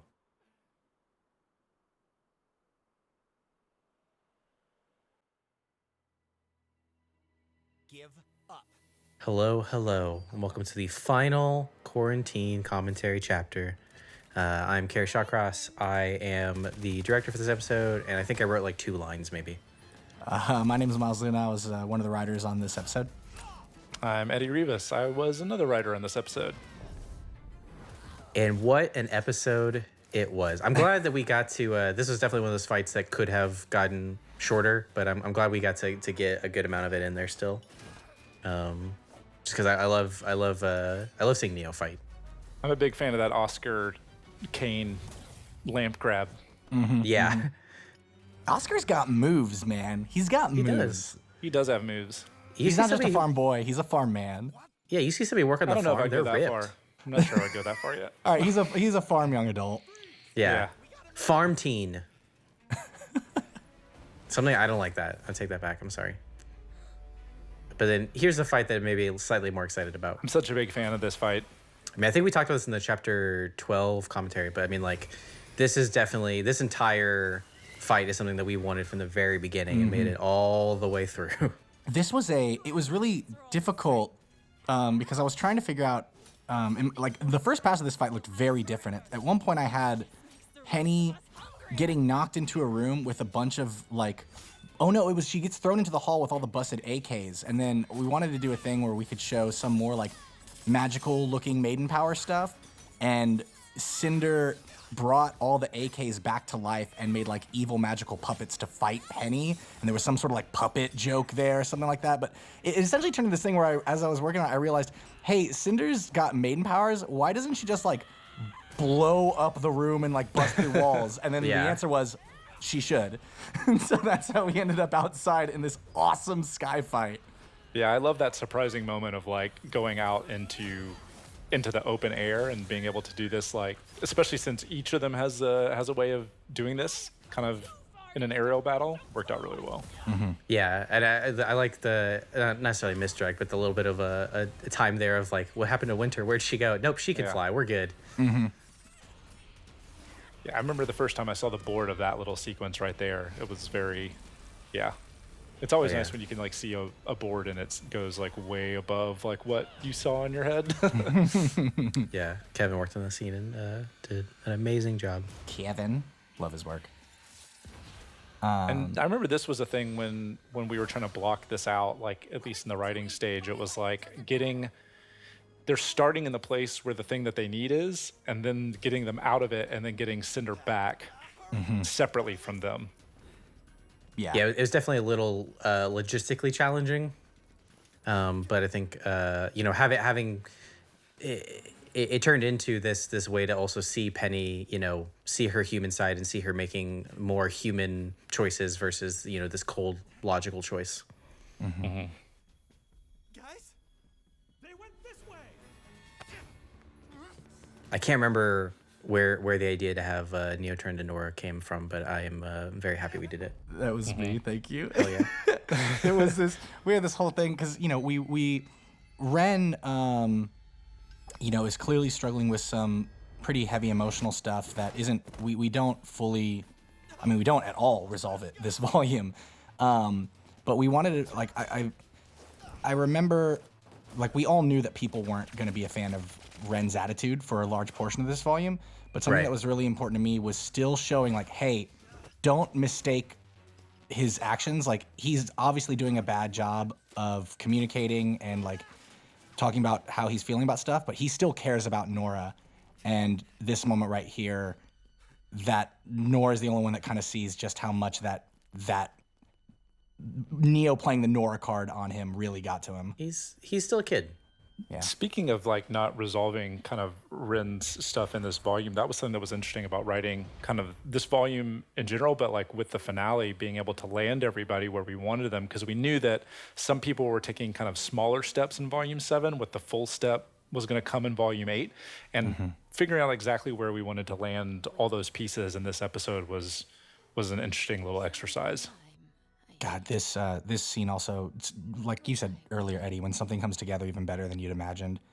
I have a very soft spot for Alzheimer's, any form of dementia. My great grandmother suffered from it, and in her final years, didn't really know who I was, and so that has always really gotten me. And this was the first VO session in a long time where, like, just directing the VO, I was crying. Like, it was, the performance just absolutely blew me away, and then seeing it on screen still gets me. Yeah. Also, like showing the scale here of the Maiden powers.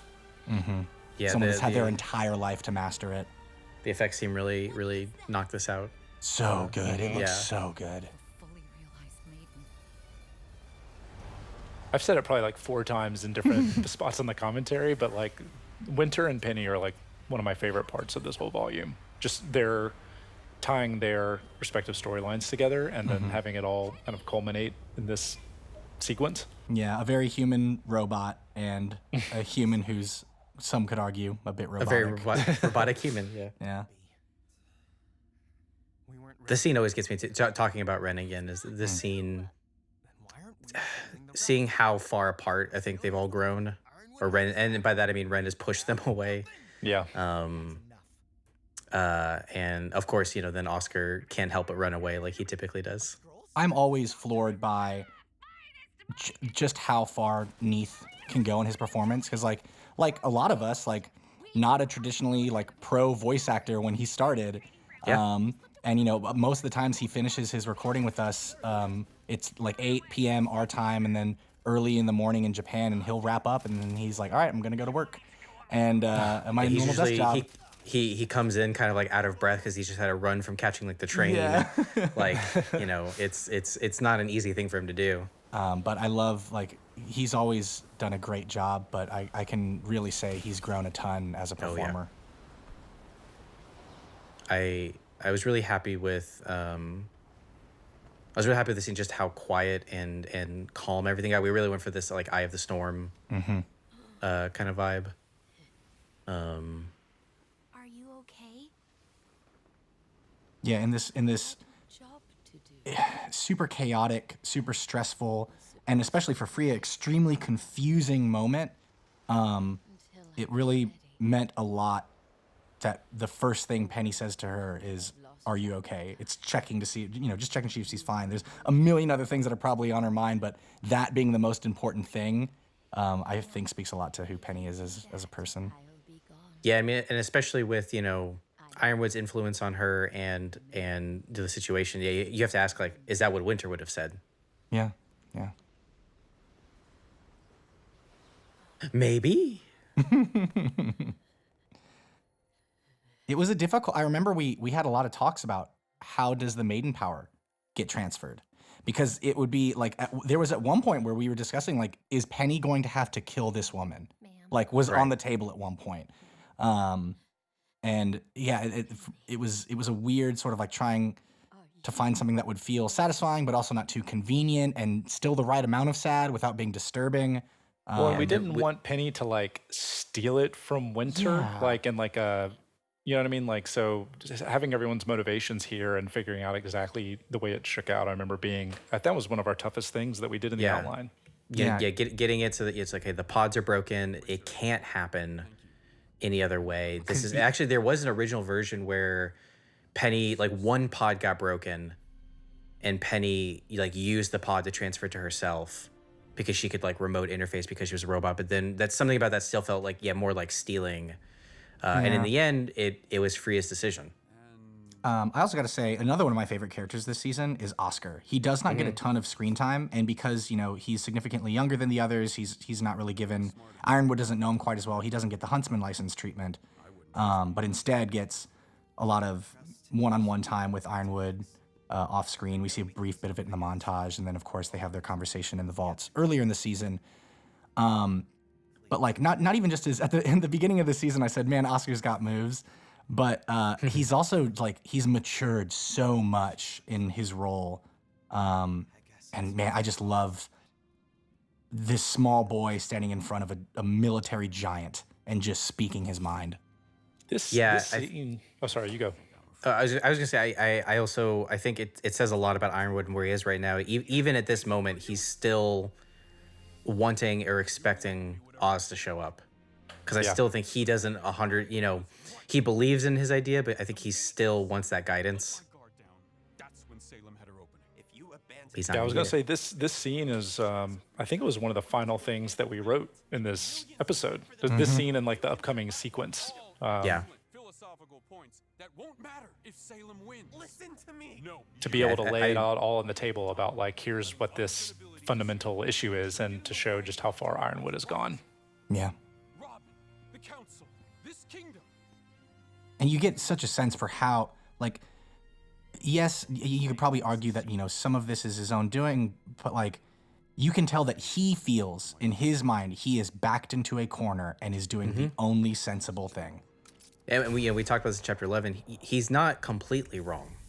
Yeah, like he's not he's doing what he thinks is best. And that's the hard thing, is when you have different entities or organizations that all think that they're doing the quote unquote right thing or the quote unquote best thing, and there's not always a very clear way to prove who is right or who is wrong. You could argue it all day, but it's hard sometimes to look at something that happens in life and say like, oh, that's 100% what needed to happen. Yeah, you're prioritizing pros and cons, and it's just subjective by nature. Winter, on the other hand, go ahead, Eddie. I said we knew it'd be divisive too. We knew that there were people that were going to be firmly in different camps. We talked about that in the episode 11 commentary. One of the things though that I love is Winter's ability to kind of analyze a situation and immediately make a call. Obviously, this was a moment that she's been waiting on for her entire life. Obviously, it hasn't gone the way she thought it would, but she thought she was going to get this thing that was originally decided for her, and she was going to own that. And in a split second, without her aura, without her semblance, she makes the call to buy Penny time. And man, Winter is so... I love Winter. She's so cool. This whole sequence here was another example of one that in the script, all the same moments happened, but it was a lot less intercut. And we just spent a lot of time in the edit trying different things out, and I'm super happy with how it turned out. Just the energy flow up to this Penny and Oscar moment was a big thing for me of getting right. I think the team knocked it out. gonna keep saying knocked it out. And now he's a light bulb. Yeah, even the placement of the Ironwood scene was a little bit later. Yeah, it was. Yeah. Yeah, but it was just kind of feeling weird to there's a lot of like starting and stopping originally that I just think it didn't feel that way in the script. But then the second we got in the animatic, I was like, nah, okay. Yeah. And man. Oh yeah, good. I was just gonna say, ladies and gentlemen, Professor Ozpin has entered the building. Shan McCormick is back, and he brings it with this monologue. I love Shannon. This monologue, I think I can't remember which two lines, but there's two specific lines that we I think it's the very last ones. No, it was like in right the middle. about it was right in the middle. friends and yeah, It's a somewhere- very, yeah, I think I tweeted about it. There was one line that we were stuck on for the majority of our day. And it was like the day that we're delivering this script. Yeah, it was the closest we'd really come, I think, on one of our deadlines. And yeah, man, I wish for the life of me I could remember which line it was, but it ended up being a very brief, like 2-sentence line that we were trying to make like a whole paragraph. Yeah. And then we realized, a simpler approach was much better. And yeah, and then I just cut it. You'll never hear it. It's just not even part of it. I'm a big fan of this ballad. Yeah, we like to sneak them in, and I'm a sucker for these kind of longing endings. Yeah, where you kind of simultaneously kind of recap where everybody's at and also where they're going to be headed. Mm-hmm. It was a rough volume for so many of our characters, and it started so much better. Yeah, we really also love the idea of ending it on an almost identical shot to where we started. Yeah, that was fun. It is who we become. He's fallen for a long time, huh? Don't think about it. Well, he's spread out, so it slows down. The weirdest reaction I remember seeing to this episode was online. Someone commented, was like, "Guys, Winter looks really good with her hair down." that was a common sentiment. Yeah, it was like, I mean, circumstances aside. Yeah, I mean, I'm a big fan of. I mean, obviously, like having like Schnee family drama is like a big thing for me. But then to have them having this moment again about like we each have to go our own way, happening in the same place that they had this conversation in chapter 5, but the circumstances now putting them on opposite sides. I'm really satisfied with how that all worked out. Yeah. Yeah, there's a lot of. I think as a writing team, we did a good job of, having these nice like cyclical moments. Not cyclical, but like mirrored. Yeah. Proud of that person. I don't know. I think things turned out really well. Yeah, I'm really happy with how Volume 7 turned out. Gosh. This feels like a lifetime ago. I was just thinking that. I was like, oh man, I'm thinking about Volume 8 things. And speaking of unresolved stuff, yeah, we end on this last little note between Cinder and Neo, and this look is just enough to set up, to pose a bunch of questions. Yeah, it's we knew from the start that we wanted, Volume 7 and 8 to be this kind of like cohesive piece. So I think it was important to us that really, I feel like the only person ending this volume in a good place is Salem. Yeah. Well, and from the very beginning, that was we knew that we wanted Volume 7, like that was it. Like Salem is rolling in as kind of like the final moment of the volume. Aren't you? You saved me. Actually, you saved us. That line was something that was really important for us too. Was Oscar, despite not having a ton of screen time, like, is really trying to lean into like who he needs to be. And this idea, we didn't want Oz coming back to be like this Deus Ex Machina of like, hey, if Oz came here and saved you, it was like, no, Oz heard what you told to James, and like that got him up off his scared little non-existent hiney. I am so happy with how these turned out.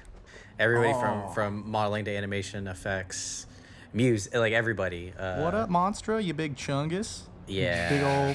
Big old girl. I guess is this officially? This is us publicly saying Monstra, right? Oh yeah, I didn't even think about that. So No, I mean, spoilers. it's fine. Spoilers, Volume 8. Well, it's interesting. Oh gosh, that look though, work it. Yeah. Dress for the job you want, and she wants to be evil queen of the world. Boy, man, we said this really early on, but at the time of this recording, we've just done recording for Volume 7 while the team is in production on Volume 8, and we are, as a writing team, working on Volume 9. So what's interesting to me is everybody on this commentary can say, and we talked about this a little earlier, I think Volume 8 was without question the most difficult volume we've had to write. And I'm so curious as to what it's going to be like when that comes out. I think Volume 7 went really well, and I'm excited about Volume 8. But like, we're not gonna know how any of this goes for a while, so I don't know. This wild ride called Rwby is just, I don't even. It's so cool to be ahead like this, but yeah, it's definitely a change of tone for I think us as like creative people of you know, being able to look at stuff from like this extreme of a view. Because yeah, a lot of times like you learn from every project that you work on. Like the next project will always be a little better in some way, and maybe you'll make a misstep here or there. Like we said earlier, there's never going to be such a thing as a perfect project.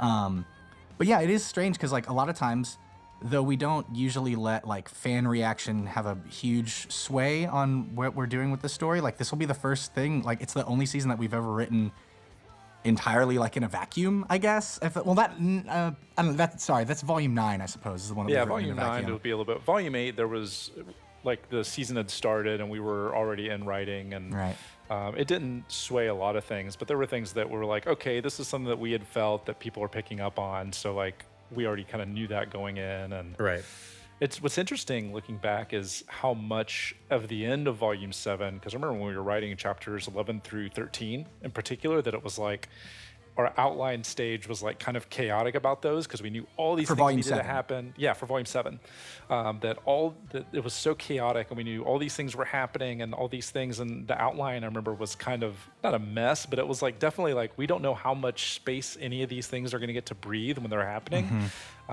And not to like toot, I mean, it's more about tooting the crew's horn. Like it's the work done on those final episodes. I think they're 3 of the best of the volume, and it's nice to like watch those episodes and like what felt like total chaos in the writer's room,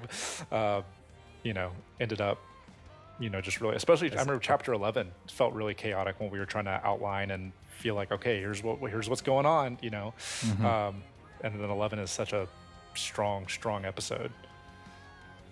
It was nuts. Gosh, this was such a. It was also, I mentioned it at the top of this commentary, but Eddie, having you and Kiersey in the writer's room for the first time was like such a blast. It was so much fun. It was a lot of fun. I think it was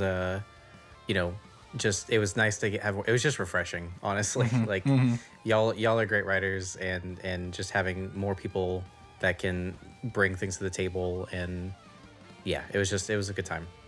Well, the thing that was super cool about working with you guys was that, like me and Kiersey both felt this kind of independently of each other, but like stepping into something where you guys had this plan and these things drawn up in this arc, and you always worry when you step into something like that, like how receptive is everyone going to be to new ideas, or is it going to be like, no, we're kind of locked into this and we just want some help, or like, but like the amount of playing ball, I guess, for lack of a better phrase, that you guys were willing to do with everything that was coming out, and like what you were willing to let us roll with was super awesome and really impressive about the whole thing. We love you guys for watching the show and for supporting us through all these years. Yeah, thank you so much. Yeah, thank you guys for watching. Yeah, it means the world to us. I think we say this every year, but thank you, and we'll see you in the next one. Yeah, let's wait for that post-credit scene, right? No? Go! Bye, guys.